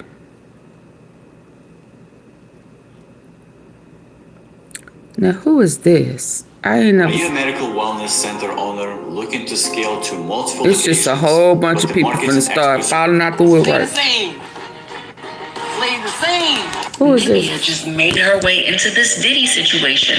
And it looks like Diddy is about to learn the hard way that his years of messing with people's lives and careers is finally over. Nivea was popping in the early 2000s, and she had the voice, the artistry, and the vision to keep taking it to the top. But all of a sudden, she was blacklisted and quickly disappeared from the scene. Now, after years of silence, we finally know what really happened to her. She's spilling all of the deets on exactly what happened to her, her very chaotic relationship with Lil Wayne and The Dream, and how messing around in the wrong circles really got her life spiraling. When Nivea first came to the scene, she was the definition of what it meant to be an Atlanta girly. And I'm not talking about her skin tone. She had those facial features that really made her instantly stand out in any room. And from the makeup to the hair and clothes, she just had her own thing going on and carried herself with a lot of confidence. But it was more than just the clothes and aesthetics. She knew the hustle and had been grinding to make a name for herself ever since she was 14 and decided that music was going to be her thing. At just 18, she got herself into a multi-million-dollar deal where she signed with Jive Records. And she basically had to con her way to get there. From the time she was about 14 or 15, she had to get on as many songs as she could. And finally, her then manager put them all together and presented it to execs as her original work. I mean, she did what she needed to do to get her foot in the door. But as soon as the ink dried up on her contracts, she was ready to get to work. By that time, Jive Records really believed in collaborating with other artists, especially if you were a rookie in the industry. So when rapper Mystical was working on a new project, the label suggested that he pair up with an R&B singer. In December 2000, his single called Danger dropped, featuring his label mate, Nivea. It quickly became a smash hit, and right before her eyes, she got herself a #1 single on Billboard's Hot 100 R&B hip-hop songs. Danger really gave Nivea a lot of momentum, and she got to work with a lot of hot producers and songwriters, including R. Kelly, who she did about 4 or 5 songs with. He said that her voice sounded very familiar to him and just came up with songs that he knew she could work with. In 2001, she dropped her self-titled album. The tracks Laundromat with R. Kelly was straight fire, blending soulful R&B with that Y2K pop vibe. And like I said, they were great songs, but people who really got to know her through Danger felt like the album was a misfire. Instead of portraying her as an R&B artist and getting her into that space, she was treated more like a pop singer, and her music really resonated with the crowd on that side. With her debut album out, Nivea's personal and professional life started to pick up some steam, and that was how she caught the attention of Lil Wayne. After seeing the music video for her song Don't Mess With My Man, Wayne immediately reached out to her label, talking about how he wanted to work with her and get some tracks out. He later revealed that he didn't actually want to make music together, but he thought that she was cute and wanted her number. So Wayne, I met Wayne because from Don't Miss My Man video was out. And he said he saw it. He was like, oh, she cute. And called the label and said, I want to do a song with her. I'm working on my solo project, blah, blah, blah. And he was like, okay. We met at Patchworks here in Atlanta and got in the booth, child. He said, I don't want to do a song with you. I just want your number. Are you serious? But he said, we can do a song if you want to. Nivea and Wayne really hit it off and got along so well that they eventually became engaged in 2002. After being together for less than a year, Nivea even wore her engagement ring in her Laundromat video that was released in January 2003 as a nod to her relationship with Lil Wayne. And he was the one who really introduced her to the high-flying music life and started taking her to all of these events and parties with his celeb friends and music connections, including Diddy, with whom he had a very close and personal relationship with at the time. Most definitely, I am here with the youngest, greatest rapper in the game. And, you know, I'm always trying to uplift, you know, the future, and being that, you know, you are the present and the future. And did y'all notice a pattern with most of the women that Lil Wayne publicly messed around with? Both Toya, Nivea, and even Lauren London had a traumatic childhood, and he almost always got with them when they were in a very vulnerable state in their personal lives or career. In summer of 2003, Lil Wayne called off their engagement, and with the success of her first album behind her, she started working on her second album. And that was when she met her now ex-husband, The Dream. He was a singer, songwriter, and producer, and the two of them really hit it off. It didn't take long for The Dream to take over primary production of her album, and before the project was over and done, they became so wrapped up in each other that they tied the knot in 2004. But that was another relationship that didn't go well for Nivea. They were married for 4 years before getting a divorce. At that time, her career wasn't going so well since the label had dropped her to focus on newer artists like Sierra. So when that relationship ended, she started hitting these celeb parties from her circle. And that was when she was introduced to substances and became so dependent on them until she decided to make a change, since she had young kids who needed her and were looking up to her. Like, that happened out of depression and being like, fuck it, why not? So much shit had happened, and it was just a low point for me in life. Thank God it didn't fucking kill me, and I got over it, which unfortunately a lot of people don't. So when she talked about her addiction and how she got involved with drugs in the first place, Nivea sure had a lot to say. At this point, she better write a book or something, because the trauma that the music industry put her through before she stepped away from everything was just crazy. Apparently, she met her first manager when she was 14 years old and went with him because he was so confident in her talent as an artist. But it was more than her artistry that he was interested in. According to Nivea, the man was 20 years older than her, and they started to become intimate soon after they met. And he would then introduce her to other men when he was no longer involved with her.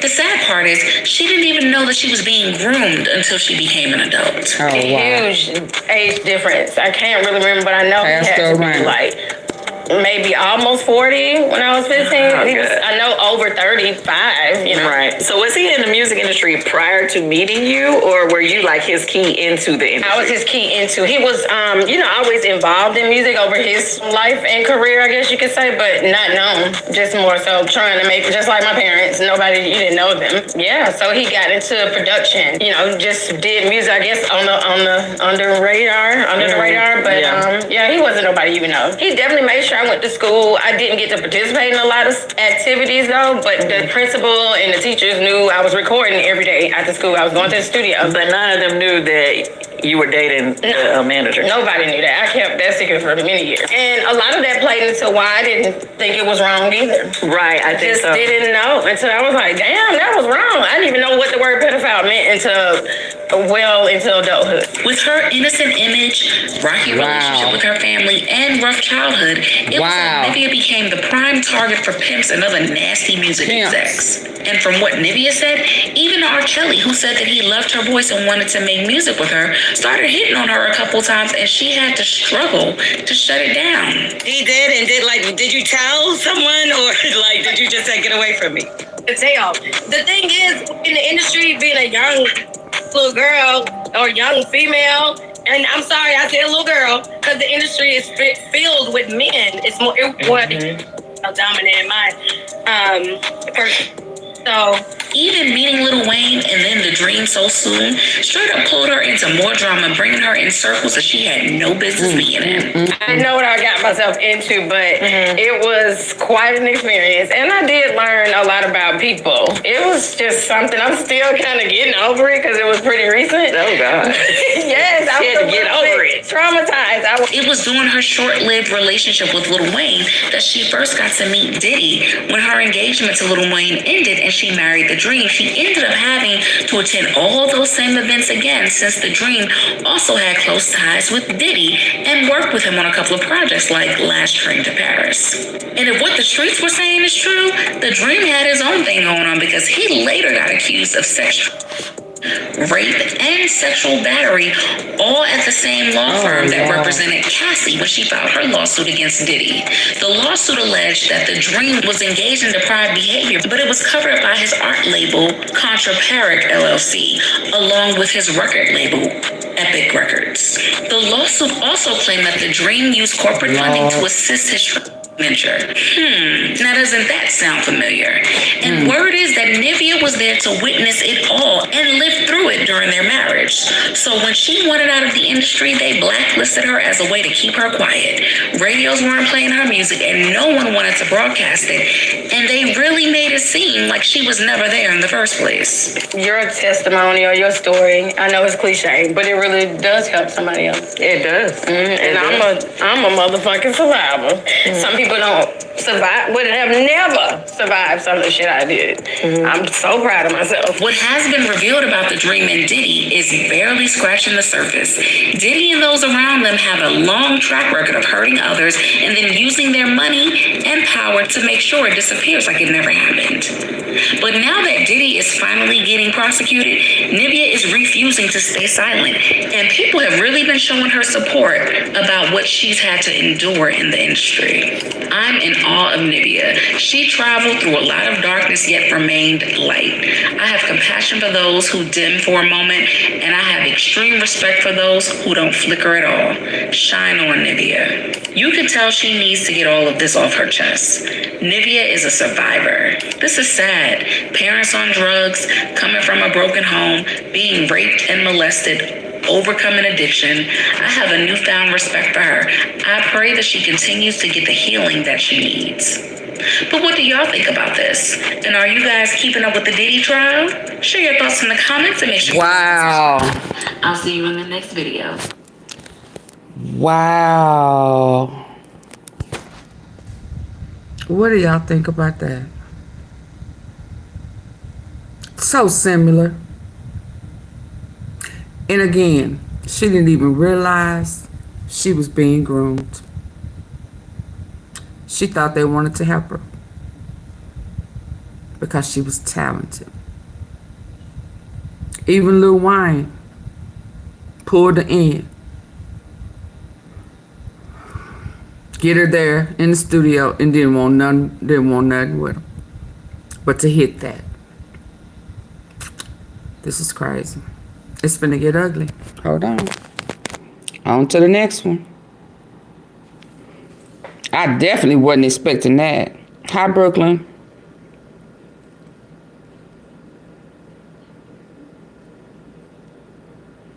I had it here, but I didn't know what I had. Hold on.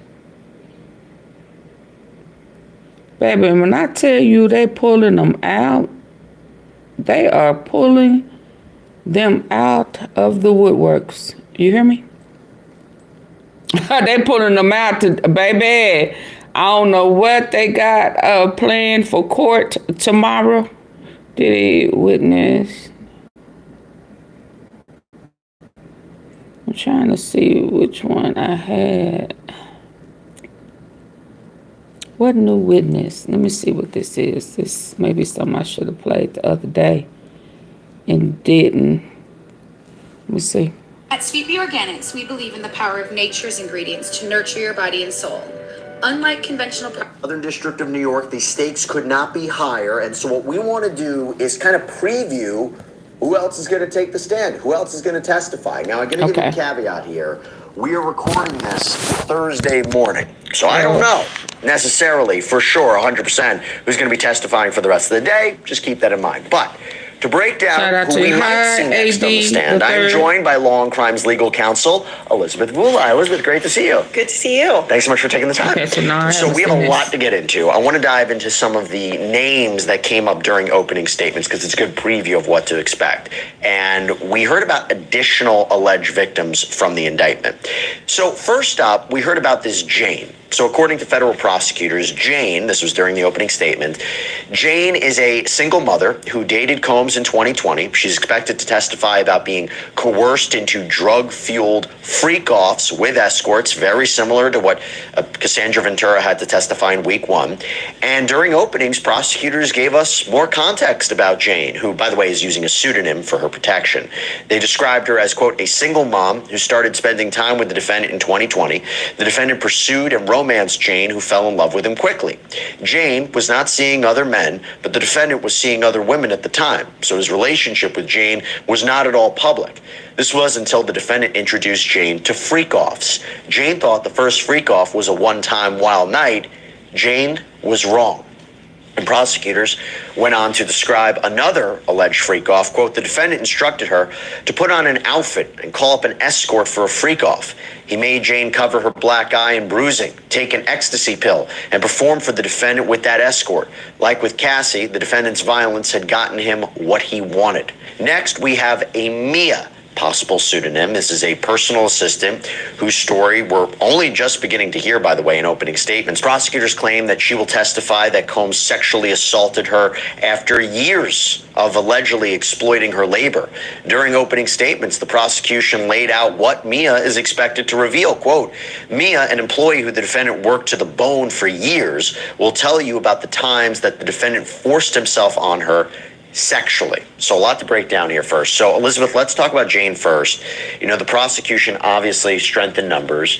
I wonder, is this one of the other alleged victims, right? There's 4 alleged victims in the indictment, but then, you know, the prosecution has a catch-all in the racketeering language. They say there's multiple victims other than just the ones that are identified. What do you think we can anticipate from Jane? Why do you think the importance of Jane's testimony is? Yeah, so I think Jane's testimony is going to be important for a lot of reasons. I think, one, what the prosecution really wants to establish is that this wasn't just a one-time relationship with Cassie, you know, that the defense is saying is volatile and toxic, that this was part of an ongoing pattern. So the more female victims, alleged female victims that the prosecution can produce, the more they can show that this was, you know, an overall enterprise, which kind of goes to the racketeering charge.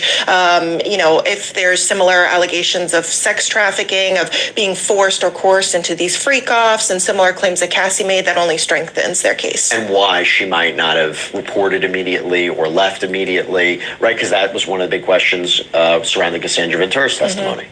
Yes, yeah, and I know we might get into this a little bit later, but that's what I think the expert witnesses that the prosecution called, including the psychologist that explained kind of how these relationships unfold and why it's not as easy to leave these types of situations. That's going to be critical, because I think we're going to see that several times, is that women who were in a relationship with him or, you know, had interactions with him maybe romantically, you know, were subjected to alleged violence and why they couldn't leave. So Jane looks like a pseudonym. Mia may be a pseudonym, not entirely sure, but if you testify under a pseudonym and you already had Cassandra Ventura publicly identify herself, do you think the jury's going to look at that differently?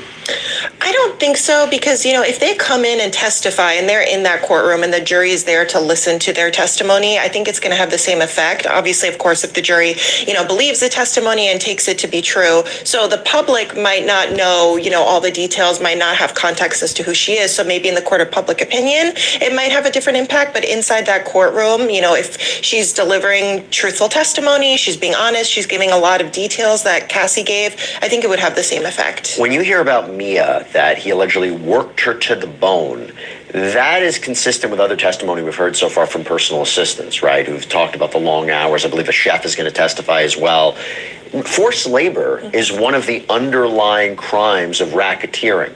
So the prosecution needs to prove at least 2 predicate underlying crimes, maybe forced labor. Is that what we're getting at there? And I don't know. There's people who look at this and say, long hours, 80 to 100 hours, is that really forced labor? What are we talking about by forced labor? And do you think, am I right that that's maybe where they might be going? Right. I think that's exactly where they're going. So even if you have, let's say, former employees that were not necessarily subject to alleged sexual abuse or coercion or freak-offs of that nature, if they can testify as to like the long hours that they worked, the conditions that they were under, if there were alleged threats or, you know, any type of force of that nature, I think it would help to further support the forced labor. And as you said, it's one of the many acts of racketeering. So along with, kidnapping, arson, the more that the prosecution can show this was a widespread enterprise, really, because that's what racketeering is. It's not just one-off, incidents. I think that helps to support that charge. You think she signed an NDA? I would be really surprised if she didn't. I know we've talked about how, there were multiple NDAs that Diddy allegedly had his employees sign. And I think usually people that are of that status of wealth and privilege typically have their employees sign an NDA. How forceful it is, how enforceable it is, I'm not sure. But that won't prevent her from testifying. Correct. Right. Yeah. So you can't use it to prevent someone from testifying. And a lot of the language that I've seen in some of his NDAs is really extreme. And I think a lot of courts would hold it unenforceable anyway. So what's going on with victim 3, right? There was this whole back and forth that they can't necessarily contact her, find her. I've been talking about before on sidebars that even if they do find her and they compel her to testify, she's almost like, I wonder, a hostile witness. I mean, potentially, I don't know what's going on here with alleged victim number 3, but you talk about a preview of who to expect next. I mean, is she not going to testify? Yeah, so victim 3 really is a mystery. People don't know where she is. We don't know if it's, a former partner of Combs, a former employee. My guess is that it'll probably be some sort of combination of victim 2 and victim 4, a female victim that might allege that she was, sexually abused by Combs in some way. That's why the prosecution might put her on. If she was compelled to testify and she doesn't appear and she doesn't have a good reason for it, that could possibly be contempt of court. That's punishable by jail, heavy fines. It's not often that people are jailed for that, but this is a high-profile case, so if they need her and she's not there. You also wonder if Mia and Jane will show up as well. Yes. I mean, it's a big consideration. Okay, now I want to talk about employees. So specifically, the inner circle of Combs' alleged criminal enterprise. This is what you need. If you're saying that he conspired with others to further criminal activity and that he had employees and he had staff and bodyguards and people helping him commit crimes and cover them up, this is who you need to testify. We already heard from two personal assistants. They were questioned about immunity agreements and proffer agreements. Yeah, please hit the like button. And helping set up hotel rooms for freak-offs and cleaning them up and, seeing guns and violence and those things of that nature. So, one big name that has emerged is Christina Coram. This is Diddy's former chief of staff. Her name has come up in the past. It has come up in other litigation. Her role really came into sharp focus during the trial when text messages were introduced, allegedly showing her coordinating with... Meet Sam. Every day starts with his morning routine. Like many of us. Allegedly showing her coordinating with Cassie Ventura's best friend, Kerry Morgan, to track down Cassie after a violent incident. And prosecutors claim this happened when Combs, apparently armed with a hammer, was allegedly trying to break down a door to get to Cassie following that now infamous March 2016 incident at the Intercontinental Hotel where Diddy can be seen allegedly assaulting Cassie in the hallway. And here's what we know from the testimony. So when asked if Coram was one of the employees who would try to contact her about Cassie, Morgan replied, yes. And why would Coram reach out? Well, Morgan stated if he couldn't get in touch with Cassie usually. And then we have the text from that hammer incident. So a 2016 altercation where Combs allegedly tried to break into Cassie Ventura's Los Angeles apartment following the physical confrontation at the Intercontinental Hotel.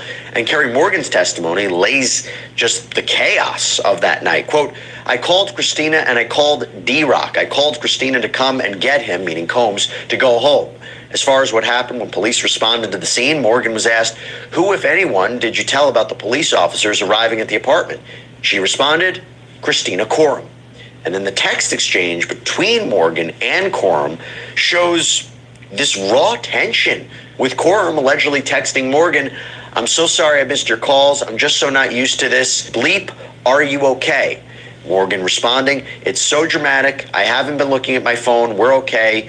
But it's just so nuts. They gotta call her, right? Don't they have to call her? They definitely have to call her. If they don't, I would be really surprised. So she was his chief of staff, right? And part of what the prosecution is trying to prove with the racketeering charge is that this was an overall enterprise. This was a conspiracy. So they can't prove that by just having Combs alone. They have to interview employees, people that, witnessed certain things that helped him allegedly, facilitate these acts that he's charged with. Christina Coram is really critical. There's no criminal charges pending against her, but there are a lot of civil suits against her that talk about her allegedly, procuring sex workers, trying to convince alleged victims not to say anything. That goes into a lot of the acts that are under the RICO charge. So they have to call her. And I'm sure she's going to be asked if she got any kind of immunity, any kind of deal, right? But when she says, texting, I'm not used to this, does that hurt the prosecution's case? So when I saw that, I, like any typical attorney, I thought it could be used either way. So I think the prosecution can use it to say, this was such an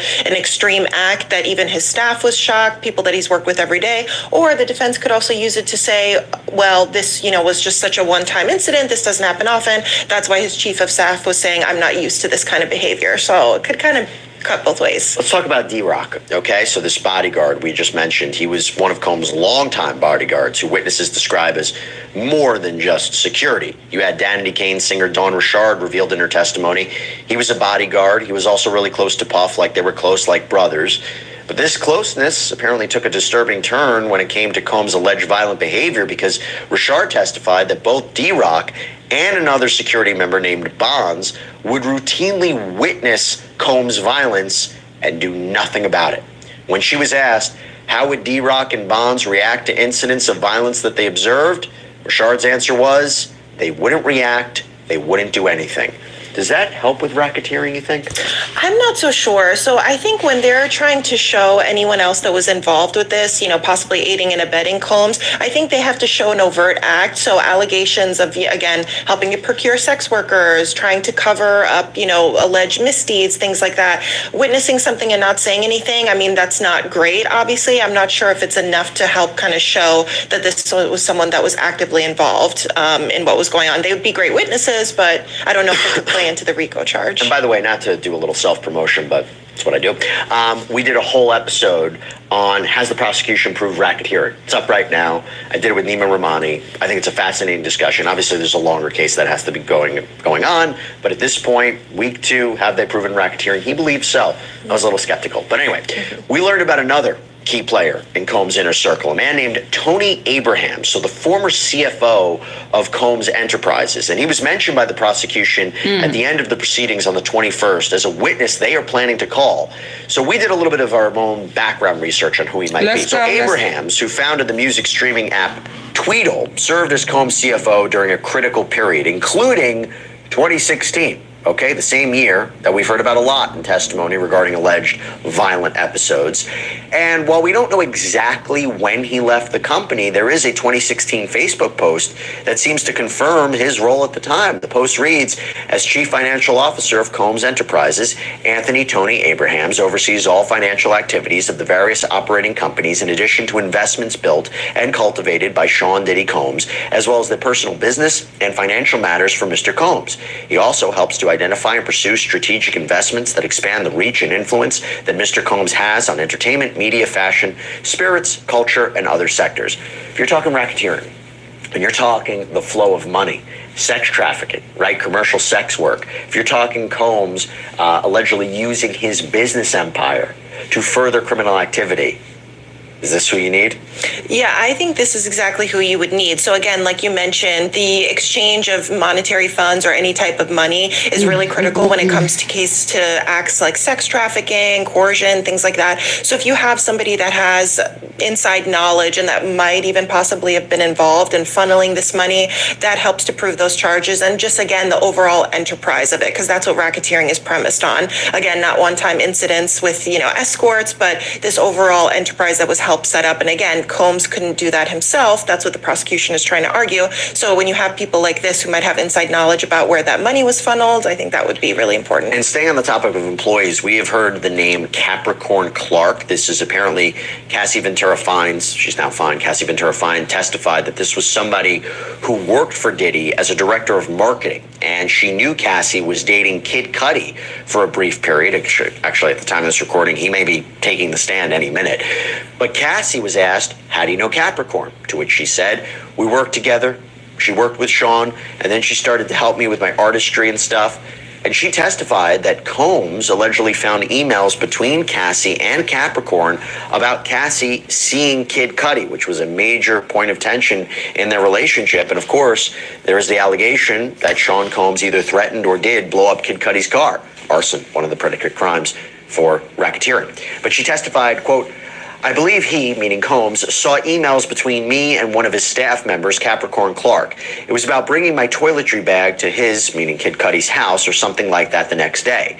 And Cassie said Diddy attempted to attack her following his discovery that she was dating Cudi.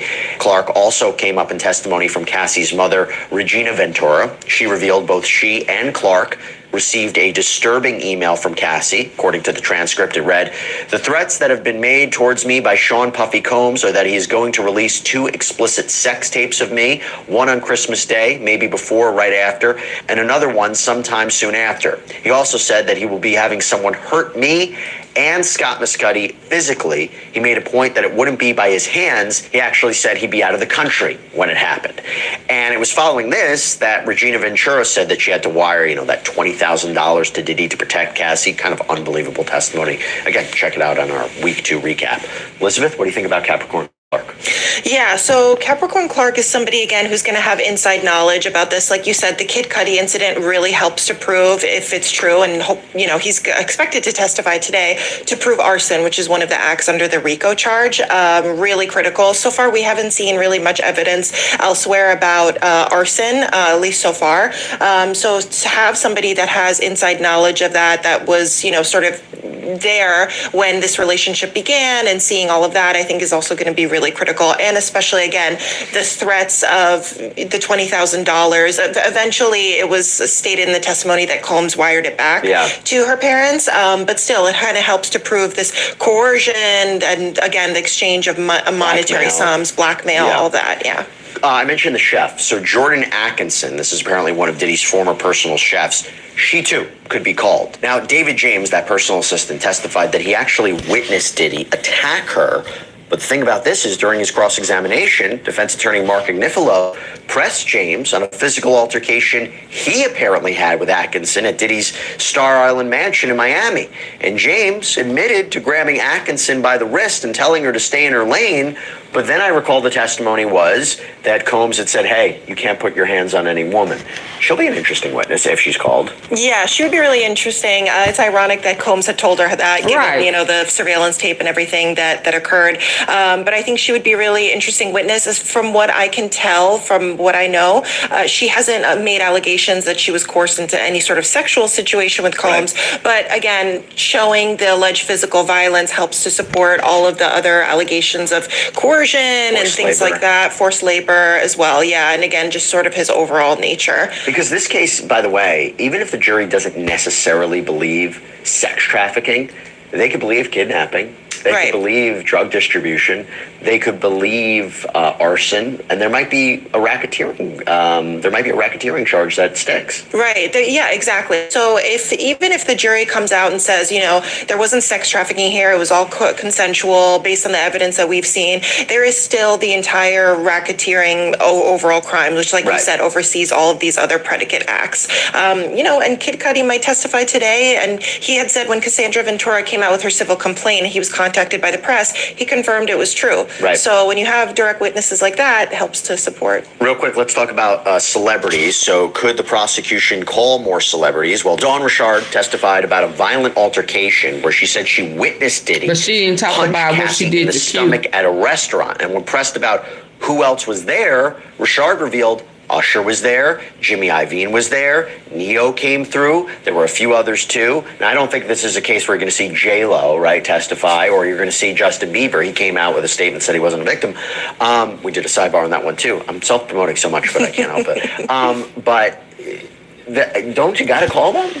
Right. So it's funny that you mentioned J-Lo and Justin Bieber. I was kind of going through my notes yesterday and kind of reviewing all of this, and I did say I don't think we're going to see the J-Los and the Justin Biebers testify as to all this. But I do think, in my mind, I think the two categories that they're going to call as celebrity witnesses are going to be one tier of people who allegedly saw these things happen. So again, they talked about Usher, Neo, Jimmy Iovine being present and seeing this. Usher's somebody somebody that Diddy had mentored when he was young. He lived with Diddy. He talked in interviews about seeing this sort of wild lifestyle, so he might have a lot of relevant information.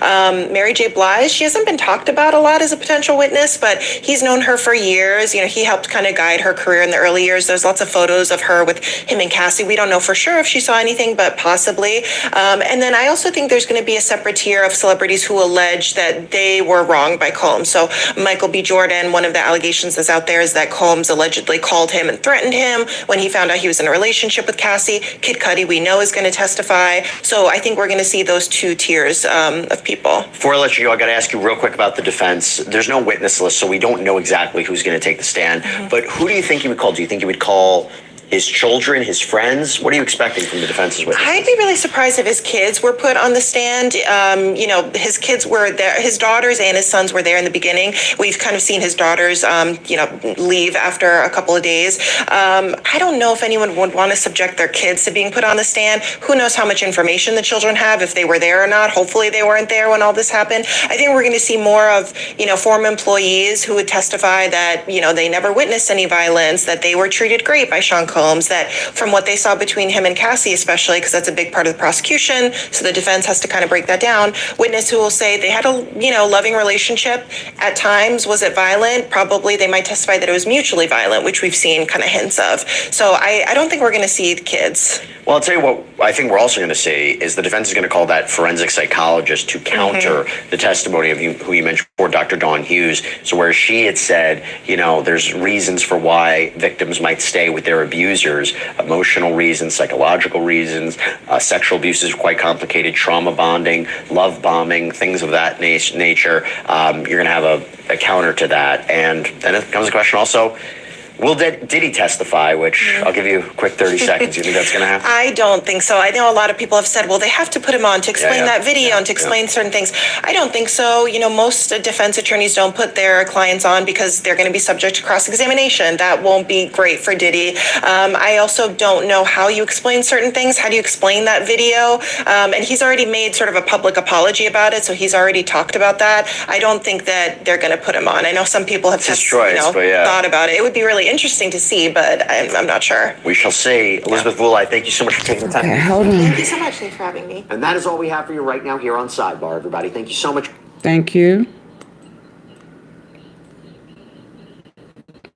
Let's go here. Y'all still with me? Can y'all still hear me? Tea sippers, can you still hear me? Huh?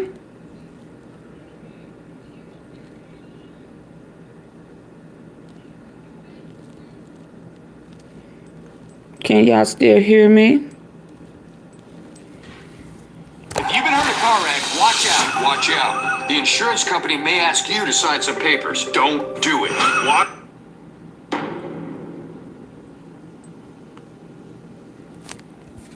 Can y'all still hear me? Y'all still with me?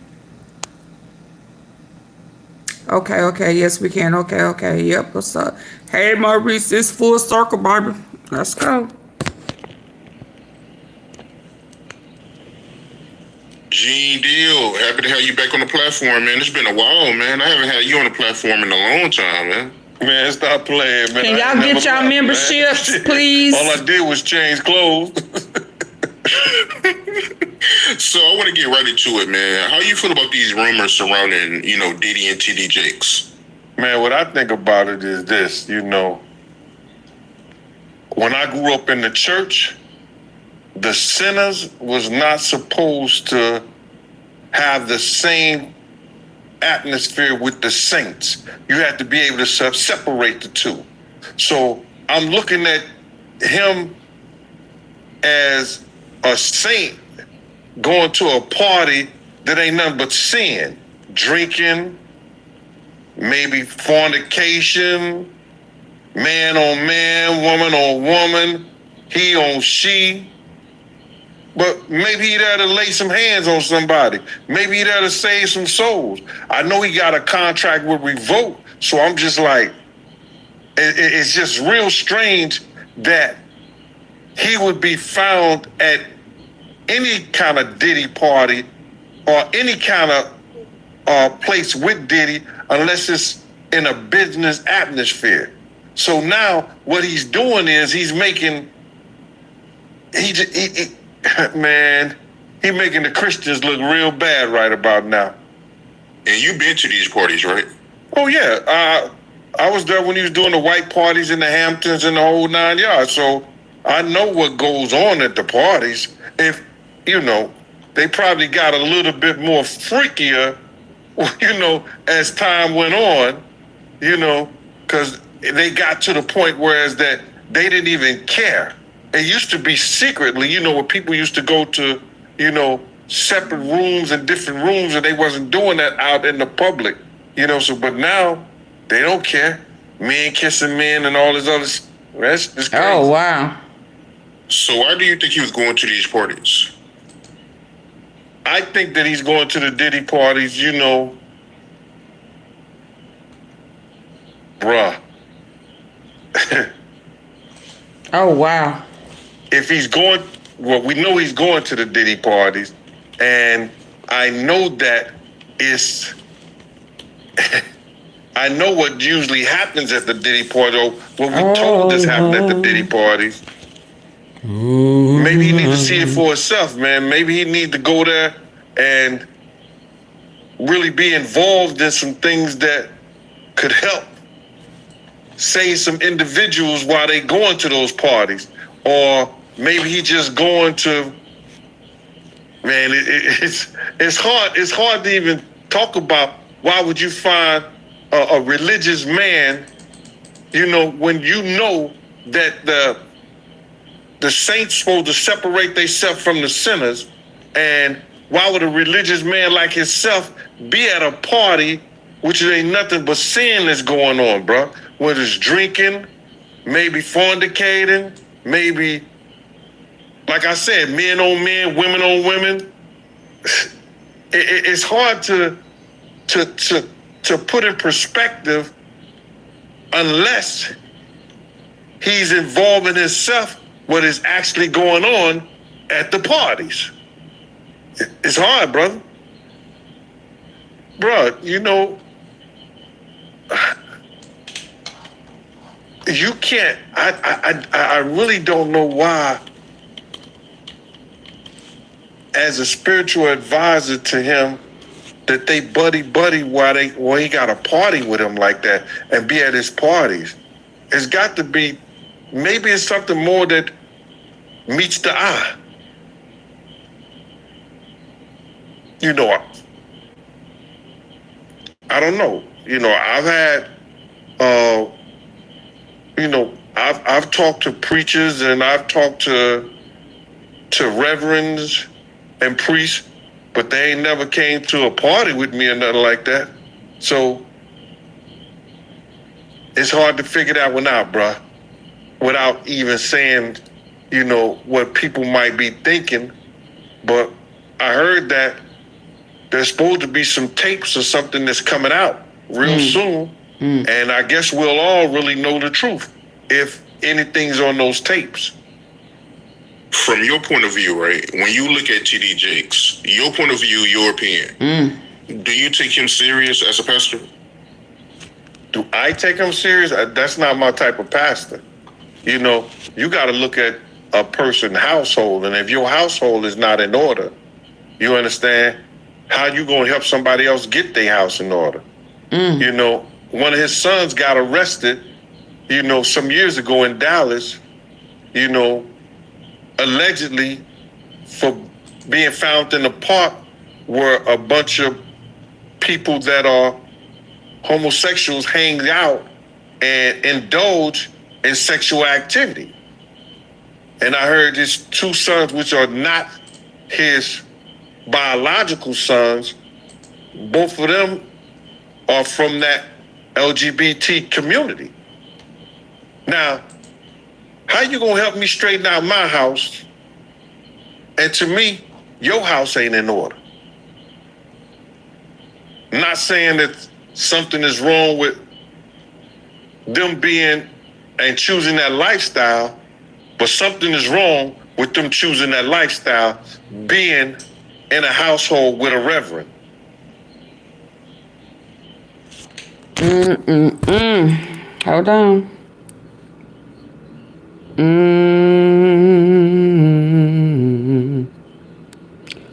Oh, Lord, Lord.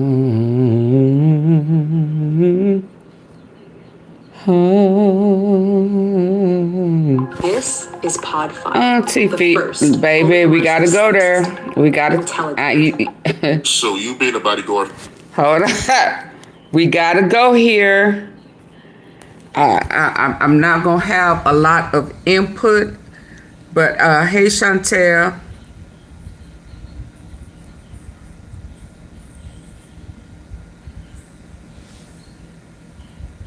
Yeah, we gotta be ahead of what's coming, T-Sippers. If you want them, Auntie Fee, what we doing?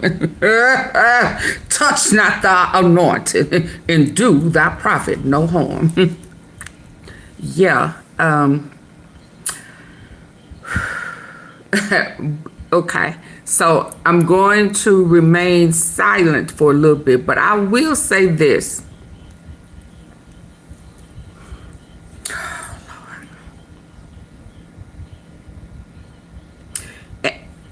Somebody asked me in the comment section, Auntie Fee, are you surprised? Somebody asked me that. Y'all asked me so I can tell you. Somebody asked Auntie Fee, y'all asked me, Auntie Fee, are you surprised? Are you shocked? I'll wait. In the meantime, I'm gonna play this, but y'all gotta ask me before I go in. To parties, you feel like it's totally inappropriate for TD Jakes to be at a Diddy party? I think it. Ask me, y'all. Y'all need to ask me. So you being a bodyguard for Diddy, you've been to his parties. You feel like it's totally inappropriate for TD Jakes to be at a Diddy party? I think it's very inappropriate of a man of a cloth to be at a party like that and then dancing across the stage or dancing, at that type of atmosphere. You got to separate yourself from the two, man. You know what I'm saying? You got people with drugs, alcohol, you know what I'm saying? Women that's loose, women that's in the women, men is in the men is in woman, twos, threes, whatever. Anything that goes on, it goes on. But that's back in the, in the 90s and 2000. But it wasn't so much back then that you see men coming on each other like that, like you do now. They don't care now. You know what I'm saying? They don't give a But back then, they cared a little bit more who knew that they was out like that. They don't care no more. It's activity like that in all phases of rap now. You understand? So in those parties, you definitely gonna see that there because you see rappers there. You understand? Well, Africa Bambaataa, man. He lost his whole case thing about it is this for playing with a kid, grooming him and pimping a little boy. You got a reverend or you got a bishop that's supposed to be helping you get your house in order. And he's supposed to be doing the right thing.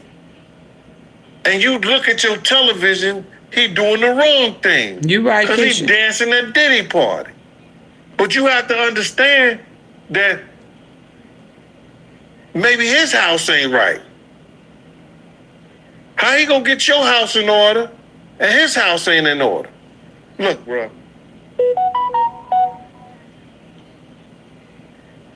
I read this. One of he got two sons that is about, and I'm talking about. Is this the son? TD Jakes. He got two sons that may be part of the LGBT or that community. Allegedly, I guess. One was caught in a park, maybe Houston or Dallas in Texas, doing not felonious, but a flagrant homosexual act with somebody. Now, I'm looking at Rev ain't got his house in order, and his boys is like that. They should be a product of him. Maybe the boys is telling you something and saying something loud without even opening their mouth. Or do they open their mouth? I don't know. Oh, wow. Right. Oh, but wow. I want to backtrack, right? I want to backtrack to Cassie. Do you think she was attracted to Diddy, or do you think she was only with him because of his money? She said she wasn't. It ain't what I think. She said I wasn't physically attracted to him. I didn't think he was this, that, and the third. Yo, you got to think of your father or something like that, your old man. I think she was 19 and he was in his early 40s or what? Late 30s? She could have been his daughter. What's the point of getting with a chick, bro, that you know not physically attracted to you? Like, Yo, bro, it's a lot of cats out here. And for a better word, they F out they league. Them perverts, and the girl looking at them like she the Statue of Liberty. She always got her hands in the air. Give me, lend me, can you spare? And when dudes figure out that those women is only using them because what they can give them and what they have for them, they become violent toward them.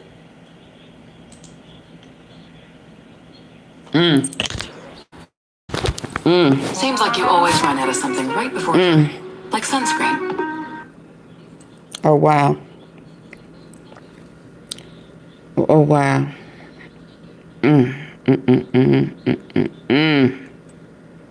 We gotta go here, y'all. We gotta be prepared for whatever is coming our way. Cause it's most definitely coming. I'm gonna tell you that now. Let's see this. Pastors of our time has stepped down as senior pastor, and the fallout has been nothing short of shocking. But that's not all. There's been a bombshell reaction from Leandria Johnson that you have to hear. Oh. Stay tuned because this story is about to take an unexpected turn. Oh. And it's not what you think. Y'all, please get the Welcome likes back up. to the channel, everyone. If you're new here, make sure to hit that subscribe button. Like, because today share, we're diving into a subscribe, story and that's join the making waves across membership. the Christian community. Because and now that beyond. I have my memberships back, some of these lives will be members only. I'm gonna tell you that now. So please get your membership. Please get your membership. It got turned on today. Get your memberships. Let's go.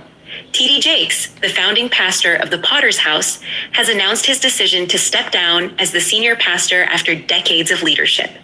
But the plot thickens, as this move isn't just about a transition in leadership, it's about what's happening behind the scenes. In today's video, we'll be exploring the reasons behind T.D. Jakes' surprising decision, the two individuals stepping up to take over, and the reactions from those closest to him, including gospel artist Leandria Johnson, who has been making some explosive comments of her own. You'll want to stick around because there are some jaw-dropping details you won't find anywhere else. By the end of this video, you'll have all the facts. And trust me, you won't look at the Jakes family or the Potter's House the same way again.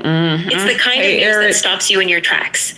On a seemingly ordinary Sunday, T.D. Jakes, the pastor who built the Potter's House into one of the largest and most influential churches in the world, announced that he was stepping down as the senior pastor. For years, Jakes has been at the helm of a ministry that touches millions of lives globally. His dynamic preaching, coupled with his powerful messages on faith and perseverance, have earned him a loyal following. Bishop. Both He done already and stepped outside down. the church walls. He stepped But down why is already. he stepping down now? What could possibly make this giant of faith, who has built an empire around his ministry, make such a stepped down. drastic decision? You didn't know that? While the official statement cited a desire to focus on other endeavors and the future of his ministry, many are left questioning if there's more to this announcement than meets the eye. After all, T.D. Jakes is not just any pastor. He's an icon in the church world. His decision to pass on the baton of leadership is historic, and it's causing a ripple effect throughout the Christian community. Some speculate that this move could be about securing a smoother transition and ensuring that the legacy of the Potter's house continues without disruption. Others are questioning if there are deeper personal reasons that have yet to be revealed. Yep. Was there internal conflict? Or is this simply the next step in a larger divine plan for the Jakes family? But the real twist comes when we look at who will be stepping into his shoes. That's where the story takes a turn. When T.D. Jakes made his historic announcement, the church world was buzzing. But what followed was something no one could have predicted. Leandria Johnson, the gospel artist known for her raw talent and candid nature, had something to say. And trust me, it's not what you're expecting. Okay, well, let's now, hear it. we all know Leandria Johnson as a powerhouse in gospel music, We've seen with a career that's the seen both days soaring of highs and some major personal struggles. She's been said, open about her I journey, believe it. Oh, yeah, from her girl, my rise way. to fame to her challenges with addiction, divorce, and her ongoing battle with mental health. Her transparency has made her a relatable figure to many, and she's never been shy about speaking her mind, especially when it comes to the church world. So when news broke about T.D. Jakes stepping down, Leandria's reaction took many by surprise. In a series of social media posts and interviews, she didn't mince words. While others expressed shock and sadness, Leandria seemed almost... Oh, Lord. Oh, I was into it too. Most relieved. Uh-oh. She suggested that this moment was long overdue and that it could be a turning point for the church, especially for younger generations who may not feel represented by traditional leadership styles. Her comments struck a chord with many, while others couldn't help but wonder, is there more behind Leandria's reaction than just an opinion on church leadership? Some fans believe she's calling out a deeper issue within the church, one where certain leaders have been too powerful, too untouchable, and too controlling for too long. And Leandria's reaction seems to reflect a desire for change, for something fresh. She's been vocal about feeling marginalized in the industry, and some are speculating that her words about Jake stepping down might be a reflection of her own frustrations with the system that elevates big names but fails to nurture those in the shadows. But that's not all. There's another part of her reaction that you need to hear because it's about to get a lot more intense. Leandria Johnson's reaction to T.D. Jakes stepping down didn't stop at simply voicing her relief. No, she went further, diving deep into what many consider an uncomfortable but necessary conversation about the state of the church and its leadership. In an interview that left many churchgoers and gospel fans talking, Leandria made a bold claim that has left people questioning everything they thought they knew about the church's power structures. In the street and she in the church. She openly questioned the role of megachurch leaders in the modern-day gospel scene, highlighting how the spotlight on high-profile pastors like T.D. Jakes can overshadow the real work that needs to be done within the communities they serve. According to Leandria, too many pastors and church leaders have become more concerned with building empires and maintaining their wealth than with actually serving their congregations. Building empires with some of the wrong people. She took aim at the way church leaders handle controversy and scandal, something that's all too common in today's climate. She pointed out how many leaders, despite their flaws, continue to be revered and supported, even when their actions might not align with the core values they preach. Leandria even insinuated that there might have been a degree of church politics at play in Jakes' decision to step down. Could this move be a calculated strategy to pass the torch and move on before more damaging secrets come to light? Some viewers were shocked by her openness, but those who know Leandria well weren't surprised. She's never been one to back down from controversy, especially when it comes to the church. Her statement raised an important question. Is it time for the church to evolve? Could T.D. Jakes stepping down be a sign of a greater shift in the way church leadership is handled? Or is it a sign that the same old systems are still in place, just under new leadership? The crazy part is, Leandria wasn't the only one with this perspective. A number of other gospel artists and church insiders have hinted at similar frustrations, and there are whispers about potential power struggles within the Potter's house itself. Some have even claimed that the transition was influenced by certain members of the church who may have seen the writing on the wall.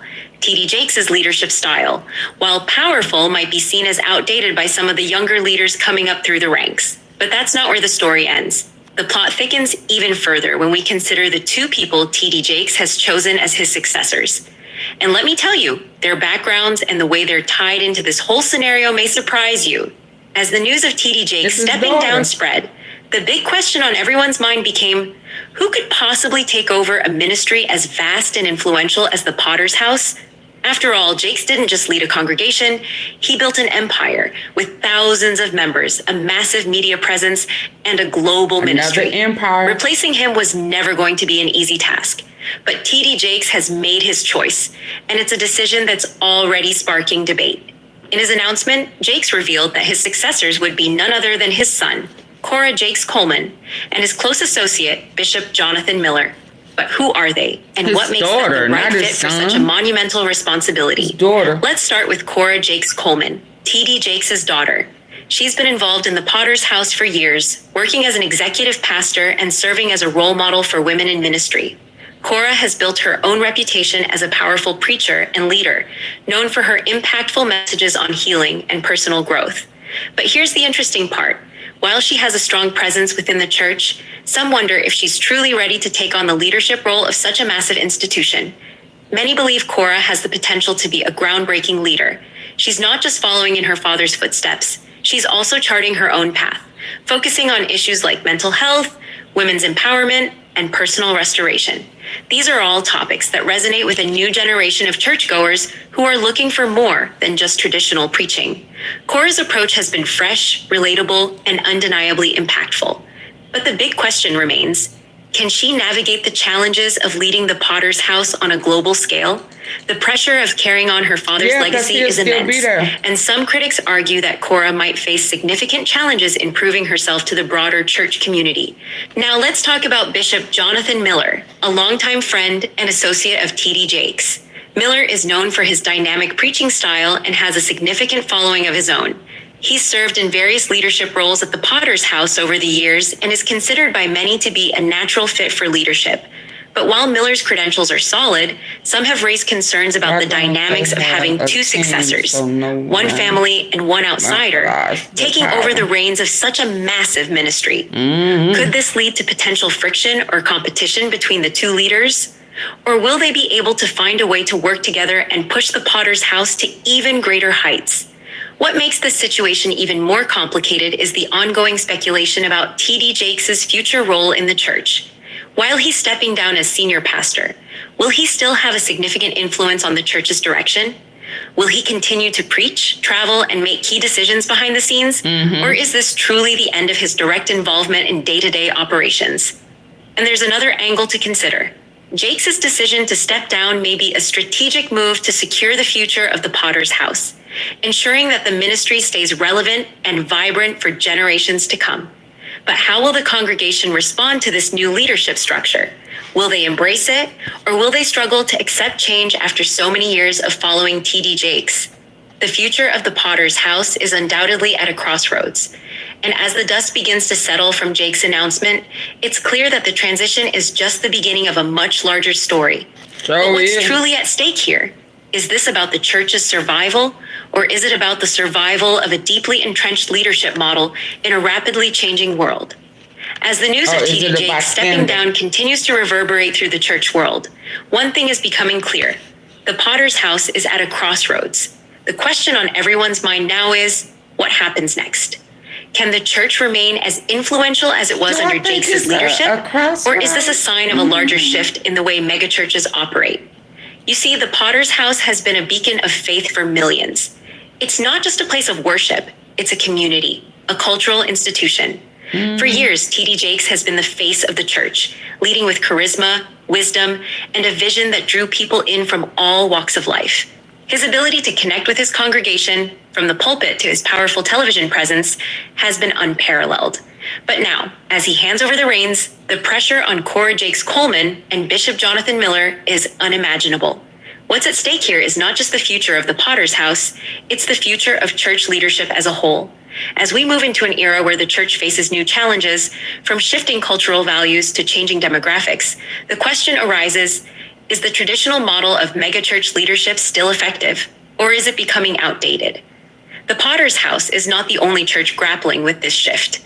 Across the country, more and more churches are seeing long-standing leaders step aside in favor of younger, more diverse successors. Okay. While some of these transitions... Okay. Hold on.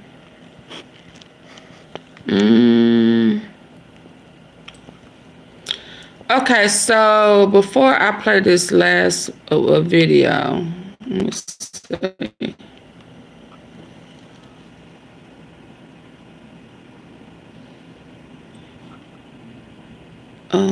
Is that?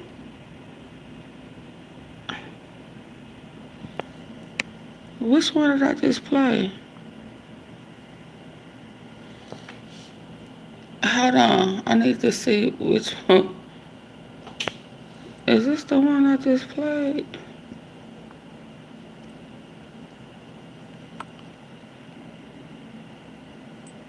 Is this it? Oh yeah, that's that one.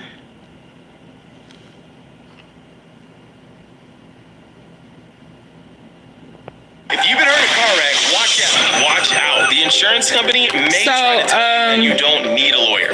Am I surprised?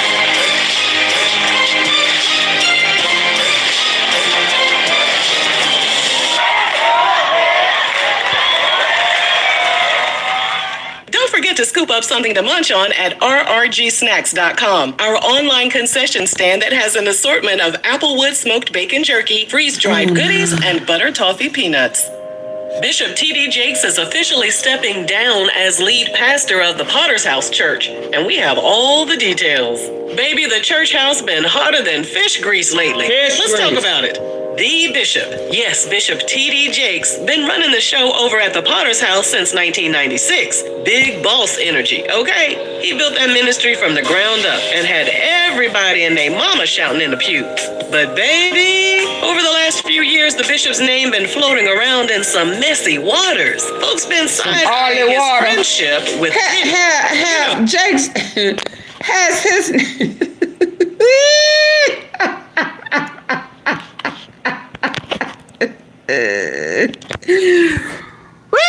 has his name been floating around in a tub of oil? Huh? I mean, I'm asking. Was the oil, the forehead, you know, that little right there, that olive oil been replaced with baby oil? Is that?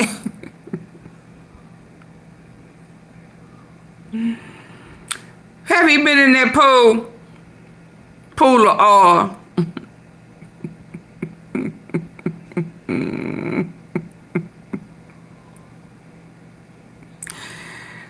Jakes, how could you? Okay, so listen.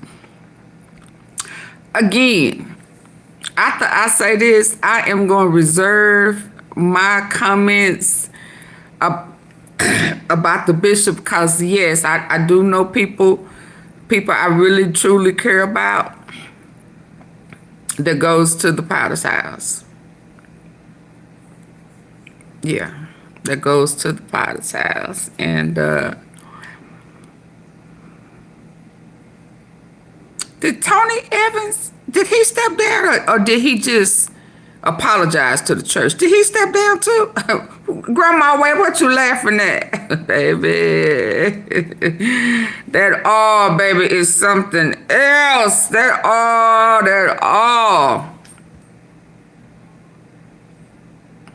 Did Evans step down, or did he just apologize?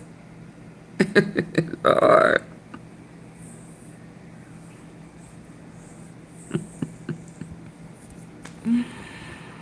So a long time ago,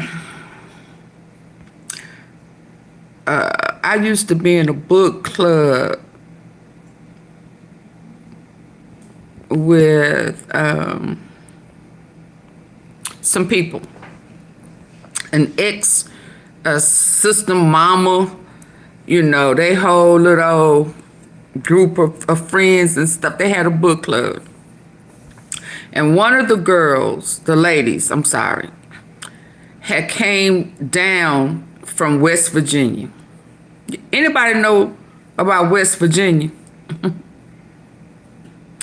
She followed her pastor down from West Virginia. I think it was West Virginia. Anybody know anything about West Virginia? Does anybody know where T.D. Jakes is from?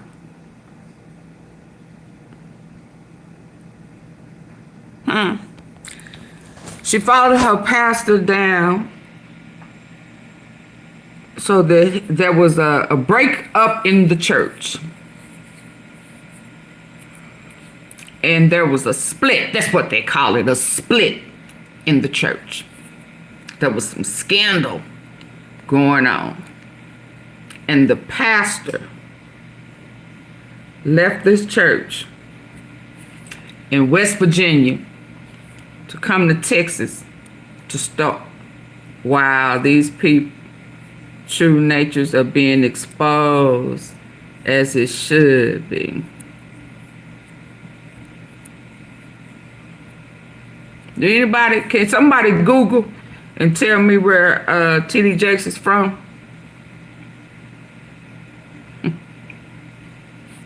Where he started his ministry. That's when he used to look like a buffalo, you know, big old, ragged beard, 2 little suits, you know.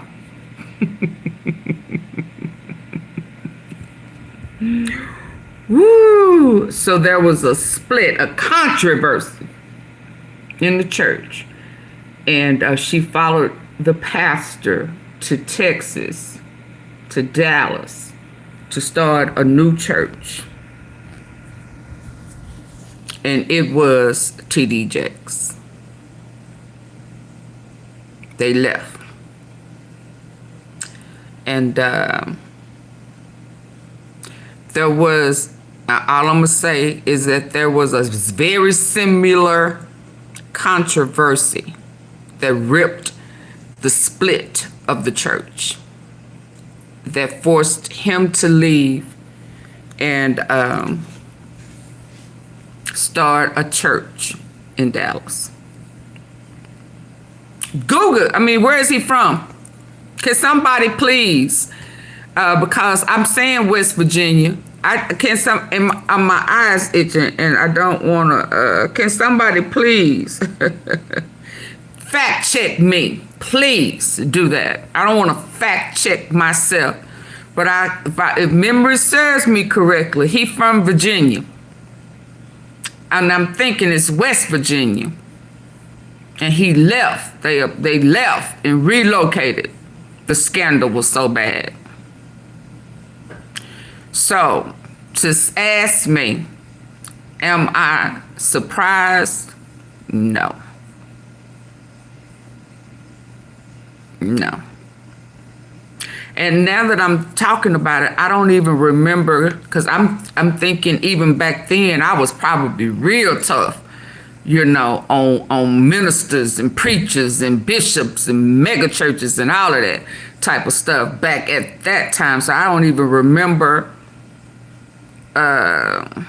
my take on it.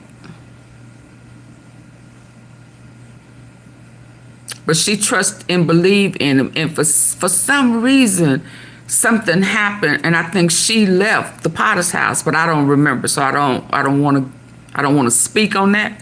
But I do know that there was a same-sex scandal that happened. So when that incident happened at Keys Park, in them bushes, South Charleston, what's WN? What's WN? Charleston. The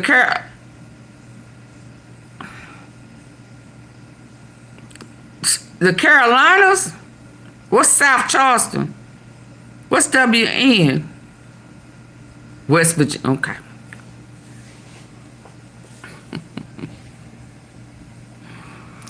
So when that situation happened at Keys Park, in them bushes, with his son, stepson, her son, what? Because there was some scandal about her too. Shit. It was, yeah. But in all fairness with her, you know, I don't know. I don't want to go too deep off in it, You know, she seems more friendly now. But I used to have a problem. My personal thing with her, the way she used to hold her mouth.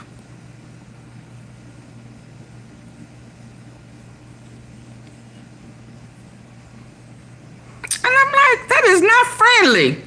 That just was not friendly to me. What's wrong with you? Why you can't smile? What is wrong with your spirit? You know, because listen, I am much better now. Baby, I could get bougie with the best of them.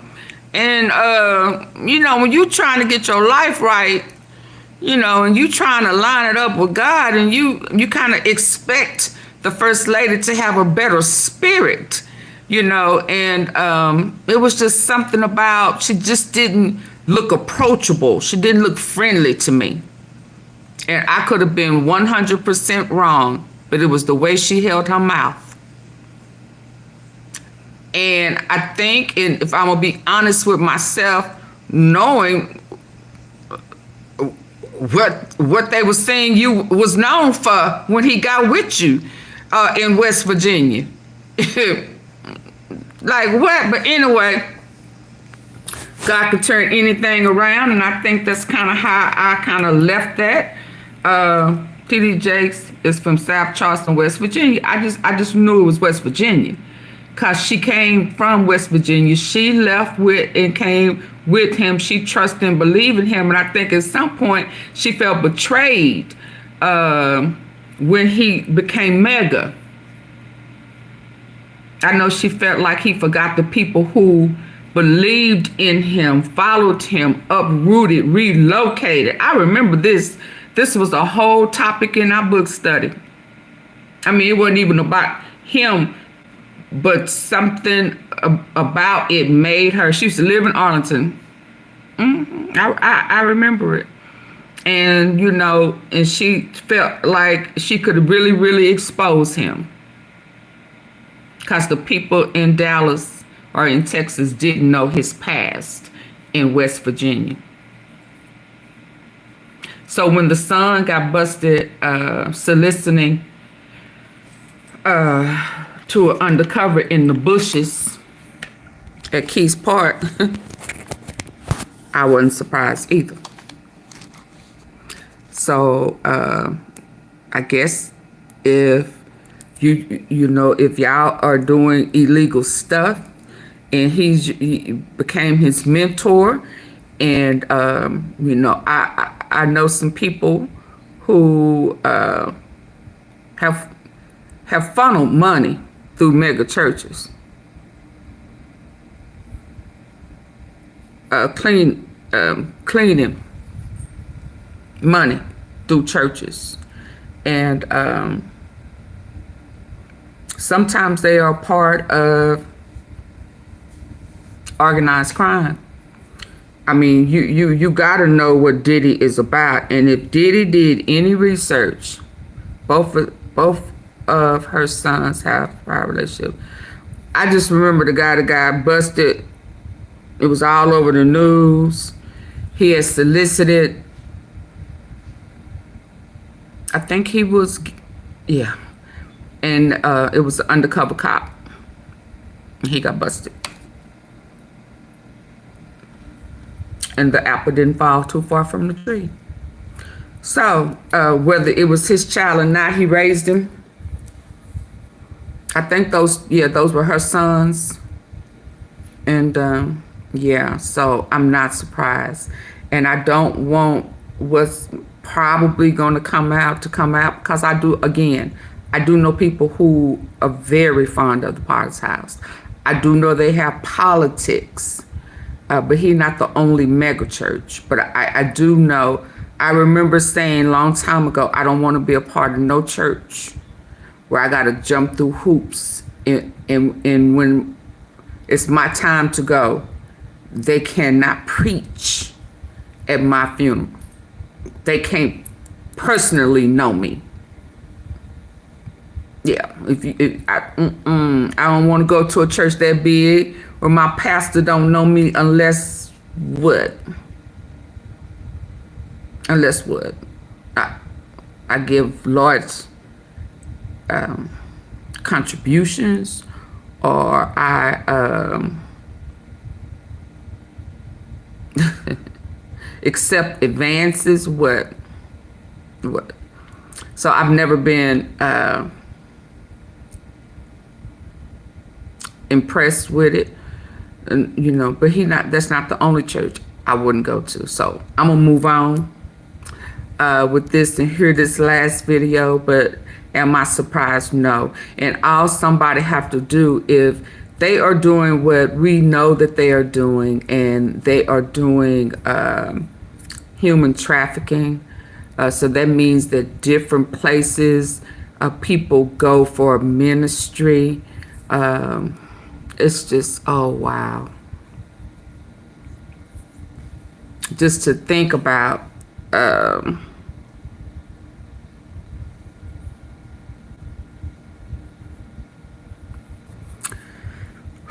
possibilities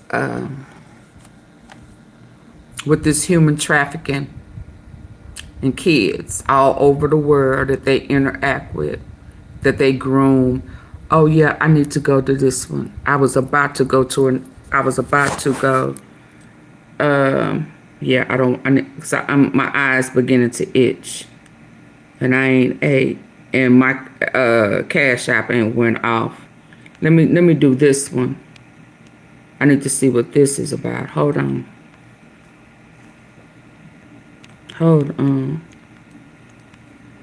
Yeah, let's see what this is about. Emergencies can strike at any time. But I'm not surprised. This is reminding me of can I tell y'all what this reminded me of? Oh, I got something in my eye.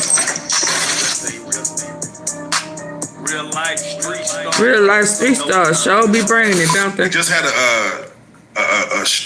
Oh, is this one?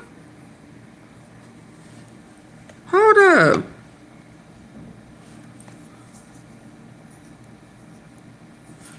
Okay, let me hear what they gotta say. What was I finna say? This is really taking me off guard. Yeah.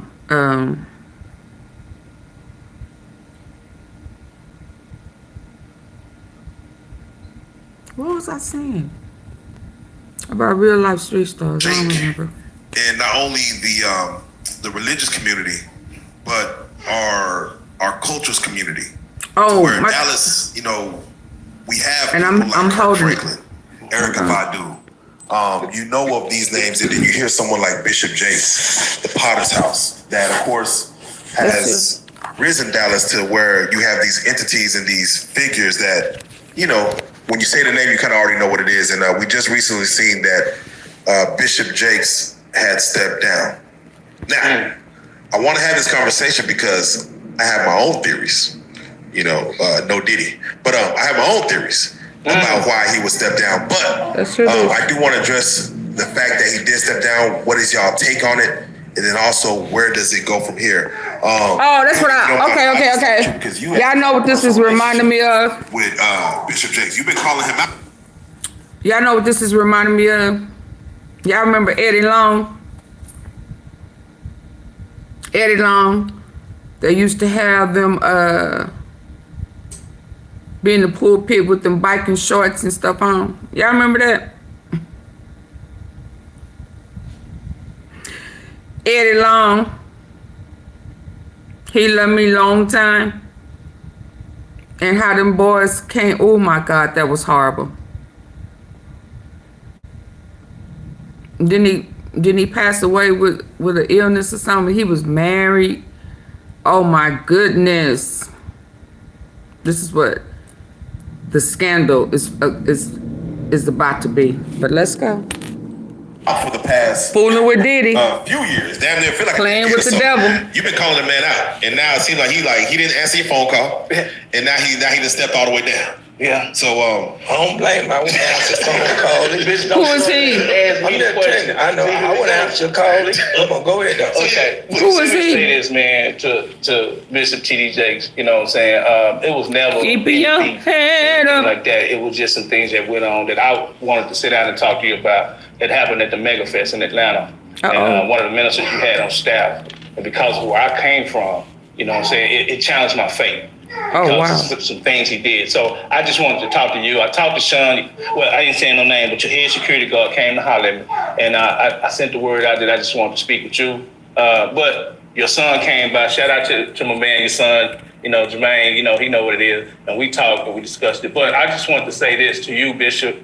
You have sown a lot of seeds in Dallas. Ever since you came down, I had the honor of cutting your hair. Meeting your First Lady, Jakes, Mama Jakes, Sarah, Cora. Oh, this is personal, y'all. Jermaine, Jamar, Lil Dex. It was an honor meeting you all. And let me say to Mama Jakes, thank you for allowing us and sacrificing your husband for just the world. Let me say to the children, thank you for sacrificing your father for the world. You know what I'm saying? Because without your father, a lot of people would just be lost, okay? And so let me say this to Bishop T.D. Jakes. If we never get to speak again, let me just say I'm truly honored to have been a part of your ministry, truly honored to be a part of what you've done to the community. You know what I'm saying? And may you be blessed in your retirement as you step down. But I know you're going to preach here and there. But I just want to say this, that you have impacted my life tremendously. And you have impacted many lives. And so as we see as that she has the mantle, you know what I'm saying? And you just enjoy yourself. And may you go in peace. And may peace be upon your family, spiritually, emotionally, financially, and physically for the rest of your life. And just enjoy your life, man. And it was an honor. You know what I'm saying? And anything you got coming up in the future, I would love to be a part of it. Just reach out to me. That answer is still there. You can reach out to me. I would love to reach out to you and speak with you. But thank you for your time. Thank you for your service. Thank you for everything. And may you get your flowers now. He didn't ask for no flowers. He asked you what you think about the situation. You trying to give flowers. Okay, and what I think about the situation is, like I said in the previous interviews, okay, that it was time for him to step down. So anybody would know that the prophet had already said. You mean after the stroke or? Yeah, after the stroke. Well, when I seen him have that on there, because I've embraced the platform a couple of times, and just in the work of itself, it can have a toll on your ministry itself, mentally, psychologically, and it can affect your emotions, and it can affect you physically. So at some point, you know what I'm saying, you have to get out from under that umbrella. So when he had the stroke on stage, I knew then it was a heart attack. But, us as black people... Was it a stroke or was it a heart attack? You know what I'm saying? But we just happy that he came through, he got out of it, and so and he got through it. And they prayed him through, we prayed him through it, he got through it. So now it's his time to step down and just enjoy life. You know what I'm saying? He preached enough sermons that you can go back in 1996, before 1996, and you could be delivered from, you could be blessed from, you can get a word from, you can get a revelation from. And let me tell you something, he's the biggest of the biggest to have ever done it. He is our bishop, he is our black Billy Graham, I said it before, and he is the hood pope. You know what I'm saying? And there's no other mega church gonna ever do it bigger or better, because I've seen it from the ground up. So thank you for that. So if you were to, in his retirement, if you were to see him at like a Diddy-like party, would you give him a pass on that? Yeah, I'll give him a pass on that, because Diddy asked me to a party, I would pull up. You know why? Because I would love the network. Now, it's what you do at the party that defiles your character. Now, if he participated in any debauchery, you know what I'm saying, that's against what he preaches, then that's something he had to lay on his sword. He already know what it is. But I'm just saying, before the networking with people that's of not real faith, we need to cut that out. That's one of the things that causes division. Just because they don't have your particular belief in your faith, therefore you don't want to do any business with them, or you prejudge them or judge them. So no, I will fellowship with whoever want to fellowship with me, because I know I bring God, and I'm gonna lead it like that. Brother Ben X, we've had speakers such as, Elijah Muhammad, Farrakhan, yourself, you've been a voice for those of the voiceless as far as giving direction to some people that need it. When you see someone like a voice like T.D. Jakes stepping down. Give me your take on when he stepping down, and can that mantle did he leave it void by giving it to his children? It's almost like, what's the word? What's the word they use for like when LeBron's son, just nepotism, that your children are the ones that get it versus someone else. Give me a take on Bishop stepping down, and does it leave a void? I seen the situation where he had the health issue on stage, and if that was the reason, I think that my first thought is every great leader should have somebody that they're able to have come after them. I'll quote the minister in sharing this because, the Honorable Minister Louis Farrakhan has prepared us for his departure for many decades. And many people, if you wrongly idol worship someone, you could have a void. So he said this. He said, if I catch you Muslims talking stupid, saying, oh, the minister is leaving, but you're not what are we going to do? With P. like Jake says. But do it better. He says, network is one thing, yeah. God. God isn't going anywhere. So if we see a flesh, finite human being as the only medium for us to get to God, then there would be a void. But if we take the words, if we take the books, if we take the lecture that he has left and realize that God is the only reality and only God, the supreme being, is the one that is to be worshiped, then that connection should still be there. And so if we let the word go into us and then we have a personal relationship with God, as T.D. Jakes, I'm sure, has a personal relationship with God, then we should continue on. From a Muslim, I always, when people get into that with the minister, I say there's many brothers and sisters who have changed their lives in prison and never met the minister before. They've never touched him physically. They never hugged him physically, but through a word going into their mind, they was able to change their life through the changing of their heart. So the scripture says, be ye transformed by the renewing of your mind, not by the, another human being. So as long as I can get the word from him, from a video, from a book, I met him. I still see him. The videos ain't going nowhere. Okay, so y'all not really talking about him. Yeah, isn't going anywhere. Okay. So if we look at it from that perspective and have the right act. Okay, I'm sorry.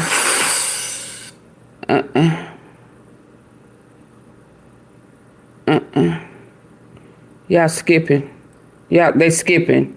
They skip popping. they not talking about it. They don't want to talk about it. That's what that is. Okay, so this is where we going in. Let me get to it, baby, because that skip, hop, hibbity, hip, hip, popping, all of that. This is Pod 5, the first fully immersive sleep system. And I'm having to hold this thing. Accusing Diddy of abuse, violence, and sexting. It is widely known that Diddy cares deeply about his reputation, and the power of church influence has often been a tool used by public figures to rehabilitate their status. Enter T.D. Jakes, whose vast network and undeniable stature in the religious community could provide Diddy with exactly what he needed.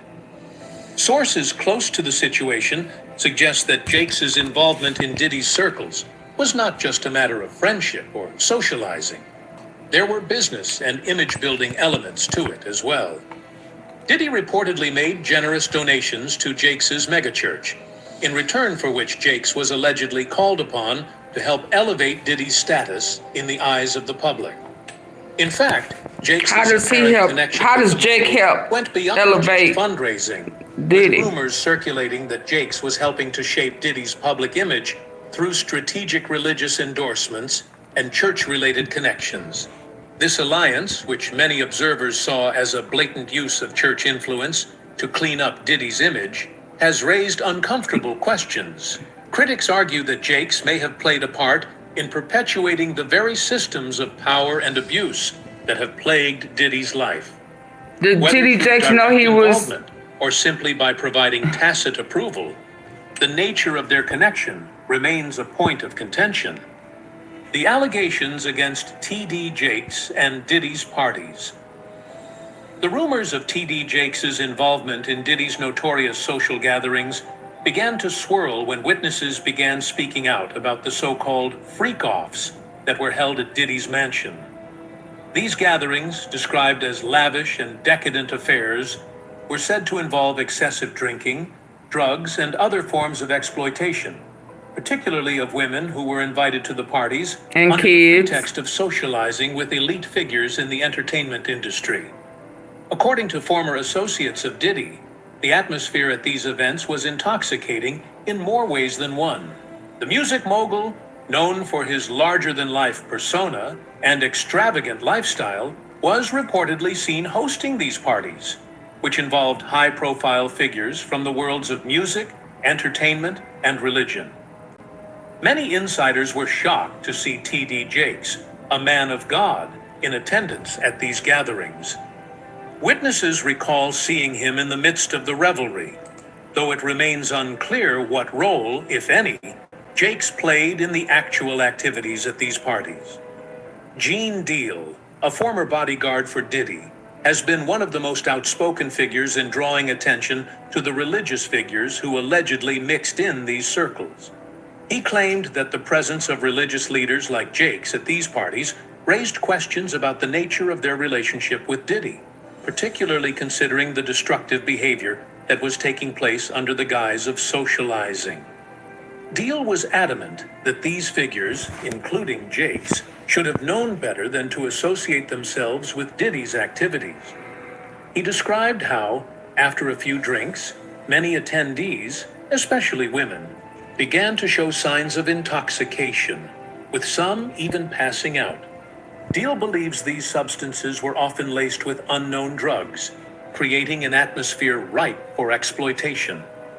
The defamation lawsuit and past accusations. As the allegations mounted, T.D. Jakes found himself embroiled in a legal battle that further complicated his already precarious position. In November, he filed a defamation lawsuit against Pastor Dwayne Youngblood, another figure with connections to the world of religious leadership. Oh, he looked dark. Youngblood, who had claimed that Jakes had tried to sexually assault him when he was just 18, alleged that the incident occurred during a church service. Oh, Lord. The accusation, which included testimonies and evidence from witnesses, shocked many who had viewed Jakes as a pillar of integrity and moral leadership. Youngblood's lawsuit further complicated Jakes's legal woes, as it suggested a pattern of behavior that went beyond mere association with Diddy. In his claim, Youngblood described a chilling encounter with Jakes, in which the pastor allegedly tried to kiss him after a long conversation in which Youngblood poured out his heart about his struggles. The encounter, which left Youngblood feeling betrayed and traumatized, was followed by a bizarre phone call from Jakes, who allegedly made inappropriate demands. According to Youngblood, Jakes insisted that he would take care of him for the rest of his life, but only on the condition that he maintain a certain level of secrecy and loyalty. This unsettling account has only added to the growing pile of accusations against Jakes, further eroding his public image. The role of church money and Diddy's empire. The story of Jakes' connection to Diddy is, in part, a story about power, money, and influence. As a pastor of one of the largest megachurches in the world, Jakes has access to a vast network of donors and influential figures. His position allows him to speak to millions, but it also places him in a delicate position when it comes to maintaining his own personal and professional integrity. Diddy, on the other hand, has built a billion-dollar business empire through his music, branding, and media ventures. Like Jakes, he is a master of public relations and knows the power of image management. The intersection of these two powerful figures, one a preacher and the other a mogul, created a dynamic that many believe was ripe for exploitation.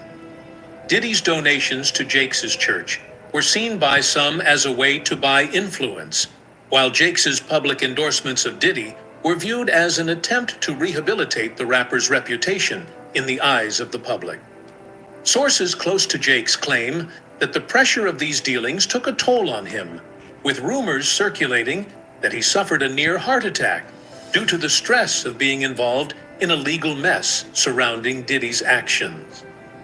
The power of proximity. How T.D. Jakes Found Himself. Close to controversy. Bishop T.D. Jakes has long been a prominent figure in the Christian community, serving as the pastor of the Potter's House, one of the largest churches in the United States. His messages of prosperity and faith have resonated with millions, allowing him to build a reputation as a powerful, charismatic leader. But his rise to fame has also placed him at the intersection of religion, celebrity, and power. In the circles where he moved, money, fame, and influence created alliances that blurred the lines between faith and the secular world. Jakes' association with prominent celebrities, particularly those with a reputation for extravagance, has always raised eyebrows. He has been known to frequent high-profile events, including parties thrown by figures like Sean Diddy Combs. While Jakes has always maintained that his involvement in such events was strictly professional or ceremonial, others have been quick to point out that such associations often carry significant risk, especially when the moral... You're busy. So every meal you can shop for without going to the store, it's like you're winning a 100-meter dash. At parties, where drugs, alcohol, and questionable behavior were reportedly the norm, seemed at odds with the teachings he promoted from the pulpit. For many, this raises the central question: could he truly be a man of faith when so much darkness surrounded the events he chose to partake in? The Diddy parties, the dark side of celebrity culture. To fully understand the gravity of the allegations against T.D. Jakes, it is essential to examine the notorious parties hosted by Sean Diddy Combs, the music mogul who has become infamous for his high-profile gatherings that have often been described as a mixture of excess, secrecy, and temptation. These parties, which have been held in luxurious mansions, private estates, and extravagant venues across the world, have reportedly been the setting for many illicit activities, including drug use, excessive drinking, and promiscuous sexual encounters. Over the years, many have speculated about the true nature of these parties, with some suggesting that they were more than just extravagant gatherings. According to some insiders, the parties were a mechanism for control, where Combs and his inner circle would manipulate and exploit those in attendance. With an entourage of celebrities, politicians, and high-powered figures, the parties provided a perfect cover for the kinds of activities that would otherwise be hidden behind closed doors. The true nature of these parties became even murkier after allegations surfaced that Combs would secretly record the activities at these events. Sources close to the situation claim that Combs used covert cameras and audio devices to capture compromising moments that could later be used for blackmail or manipulation. This idea of power through knowledge suggests that Combs, a man known for his ruthlessness in the music industry, used these tapes as a tool to manipulate those around him, ensuring their loyalty by holding these tapes over their heads. For T.D. Jakes, a man whose influence in both the church and the broader world of celebrity had made him a force to be reckoned with. To be seen at such parties raises uncomfortable questions. What was Jakes' role in this dark side of celebrity culture?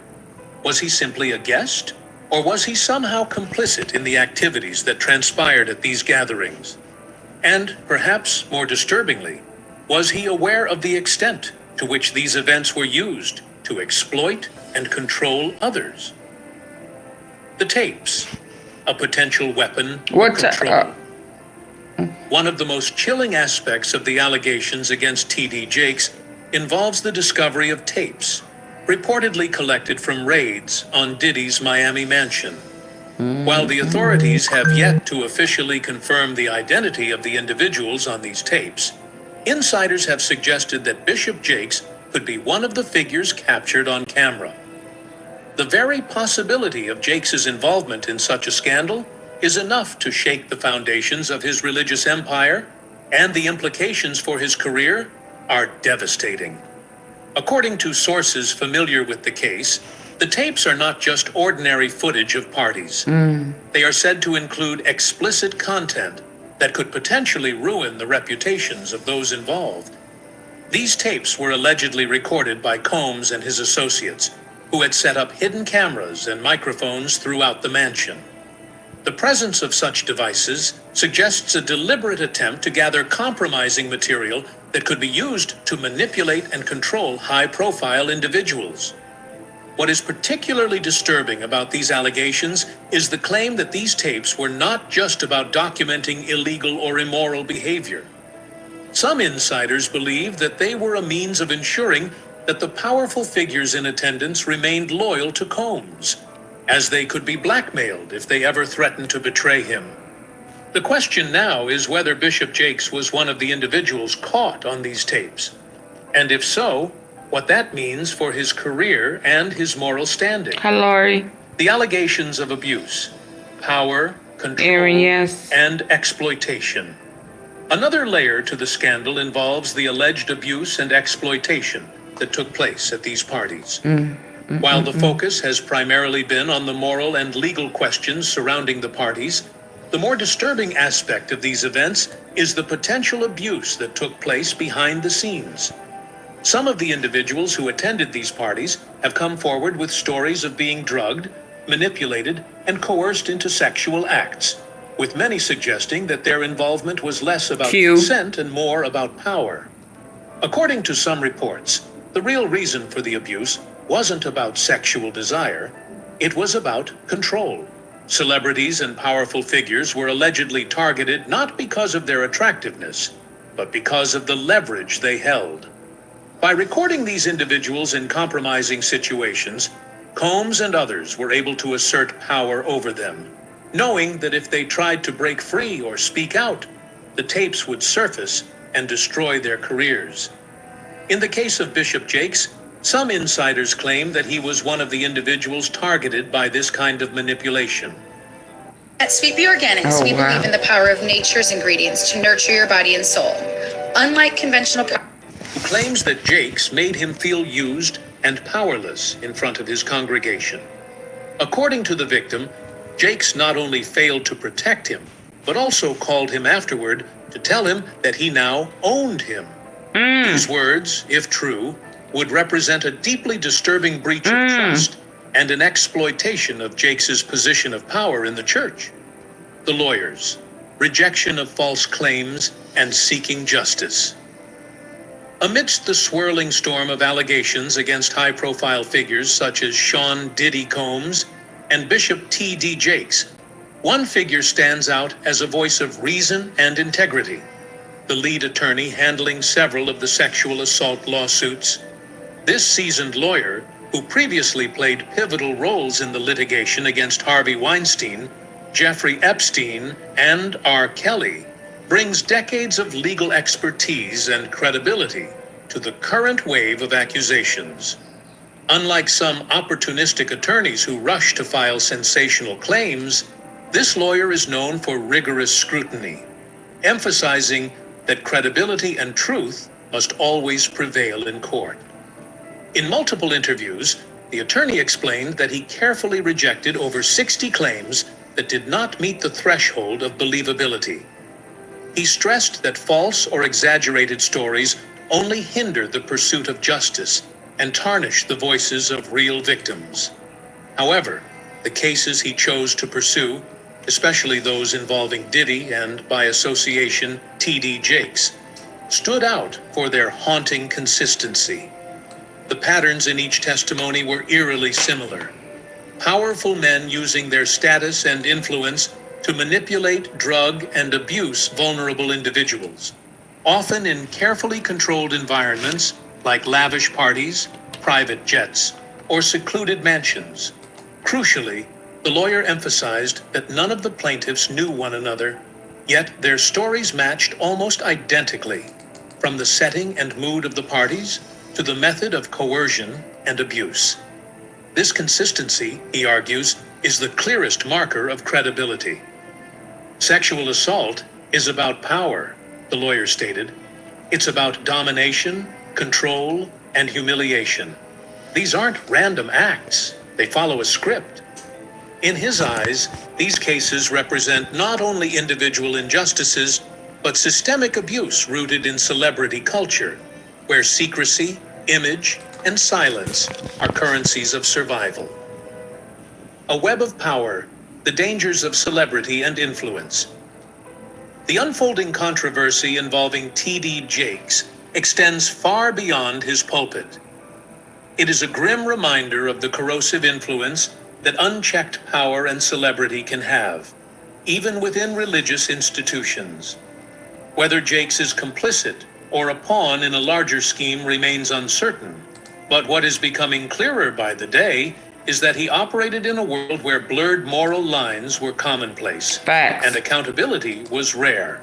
Facts. Diddy's notorious white parties in the Hamptons and other exclusive events were allegedly more than just lavish gatherings.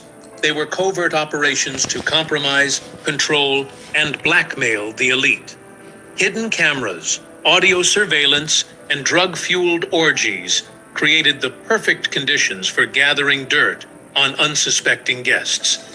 According to whistleblowers, Jakes may have been one such guest, his spiritual status offering no immunity in a world where influence is everything. As more names are whispered and more footage reportedly exists in federal hands, the implications are staggering. These allegations force society to confront difficult questions. Can religious leaders truly maintain No. Okay, good people. Okay. I've had enough. I'm over 3.5 hours. I need for y'all to, I'm back up and running. I need for y'all to first like, share, subscribe, and join the membership.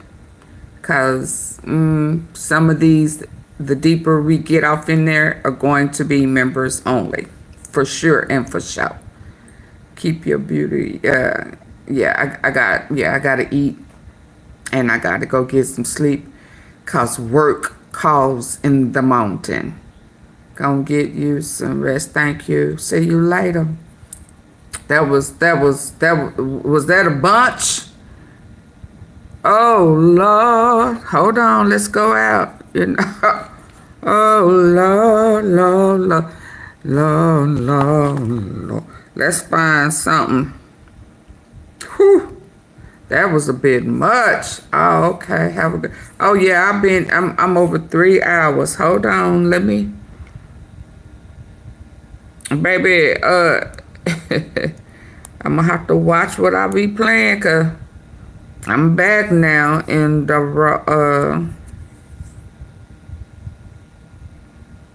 and when we ended on earlier, baby, that was like, I know you know Donnie McClurkin ain't finna play with y'all. Donnie McClurkin. What was that one? What was that one earlier? Dang, I don't forgot what it was. Speak to my heart. Holy Spirit. They said, give me that. Oh, you back up and running now, girl. So, you know, all of that stuff you been getting away with ain't gonna work. Let me see what I got. Let's see what Derek Cole is saying. Hold on. Ouch. Hold on.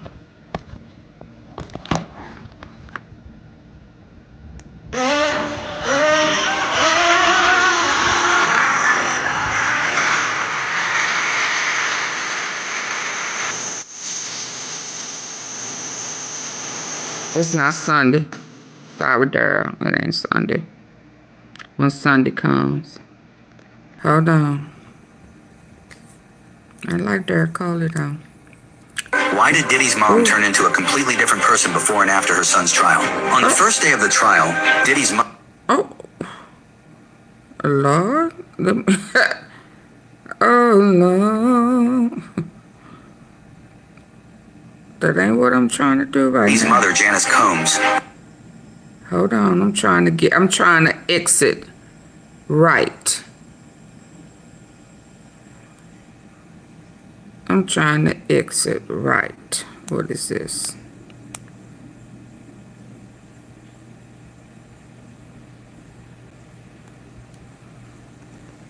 since old girl said that she felt a particular type of way. I didn't know when I saved this earlier today that she was going to be a fixture of this Jakes. Let me set this back up. I guess I don't.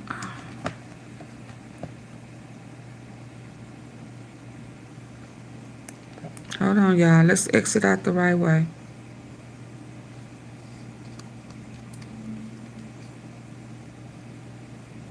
Today ain't Sunday, but we need a word. We need a song or whatever. We need a healing. Hold on. It's a lot going on, y'all. And I'm afraid that what's coming next week.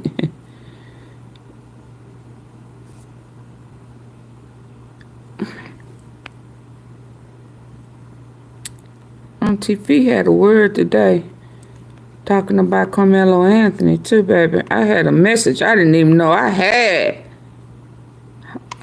I done spoke to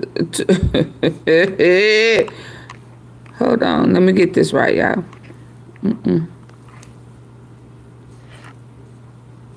Where's my little old pen?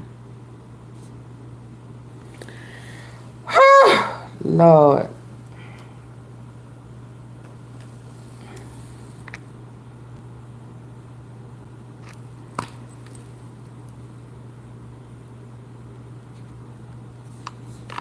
Let's go.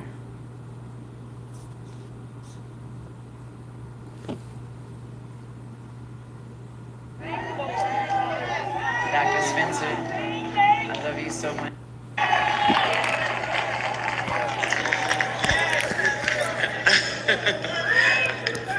Listen, Dr. Spencer. Hot tinfoil. I love you so much. Y'all give it up for your leader. It's one thing to just, you know, it's one thing to go through, and it's another thing to be loved. And sometimes that's all you need is just some love. You know? Amen. And I came here, Tony, he was like, sis, man, hey. I was like, bruh, come on, man. You know, but I thank God for him. Tony is an amazing person, and I love him. And They are standing behind her to try to help her through I'm it. not going to take too much time, but I just want you to know, like, this is healing for me, because I was on my way back to my house just to go into my room and just close the blinds and turn all the lights off and just lay in my bed and just curl up in fetal position and just be like, okay, whatever. So I did that today. That was my plans for today.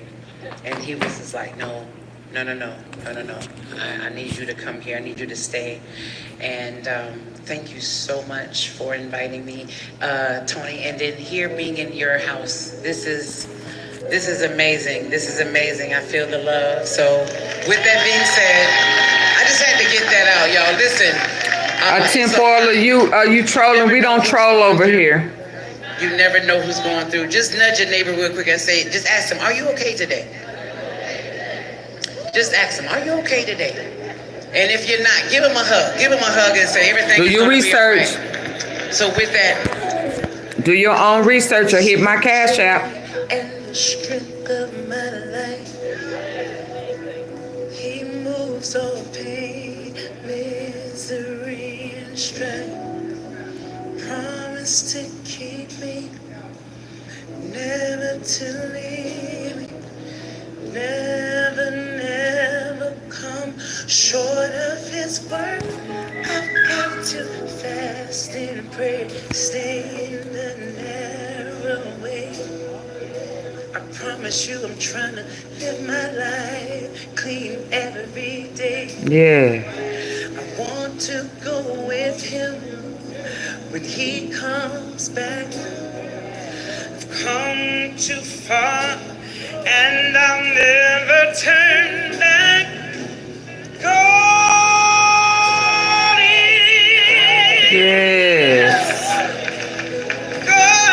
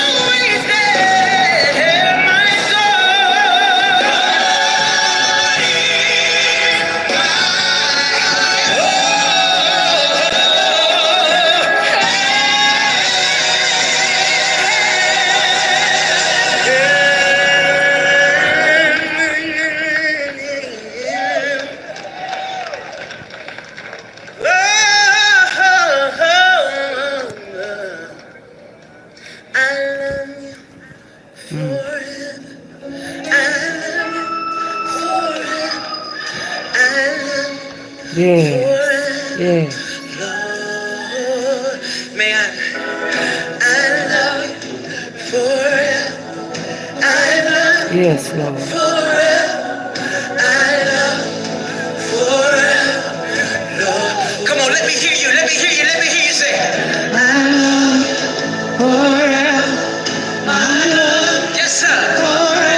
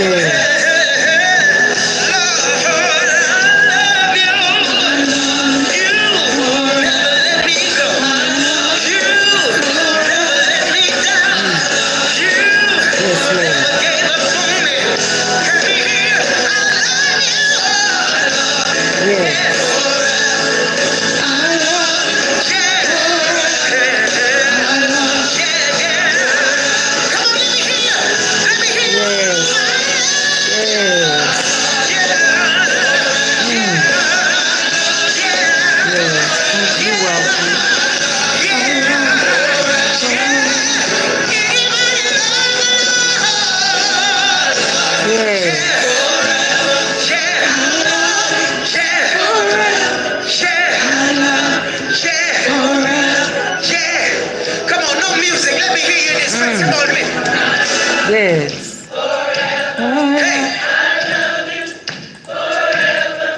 I love you. Lord, I love you forever, even when I messed up. Yeah. You told me that you'd never leave me. No, no, no, no, no, no, no. You said that I would always be there for you.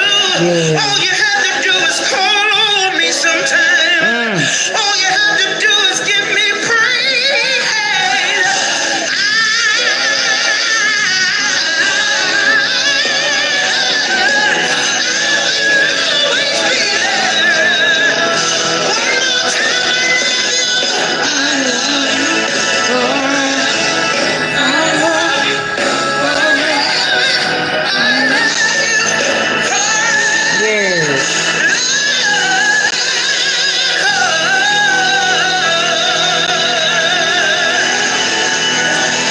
See y'all tomorrow.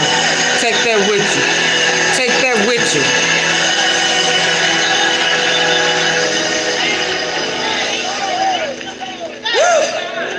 Yes, Lord. Take that with you. I don't know who this is for, but I don't know who this is for, but I'm getting ready to get out of here. But scream at your neighbor and tell them better days are coming. Better days are coming. Better days are coming, T-Sippers. Yes, Lord. Yes, Lord. Yes, Lord.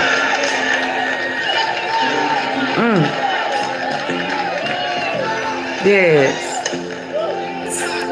Sometimes. Yes. Yes, Lord. Claim it. It's coming. Just tell Lord, give you patience. It's coming.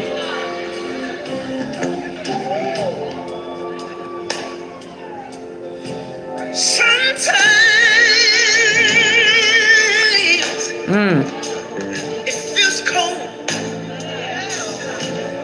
and you feel alone. Hold on, better days are coming. Yes. No, God's children are not for sale. Shut it down, Lord. Shut it down.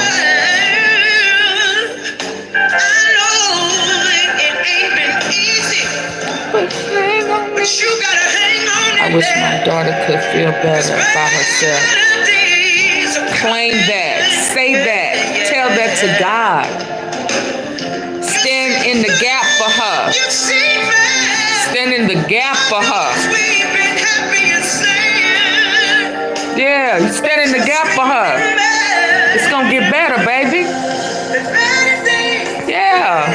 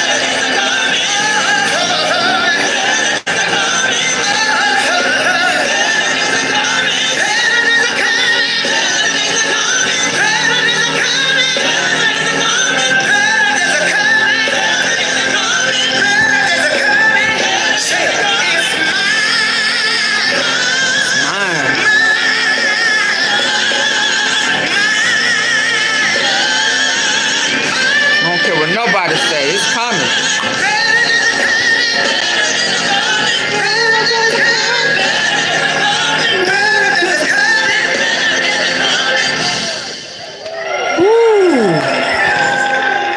Y'all have a good one. Have a good night. Back when I was a child.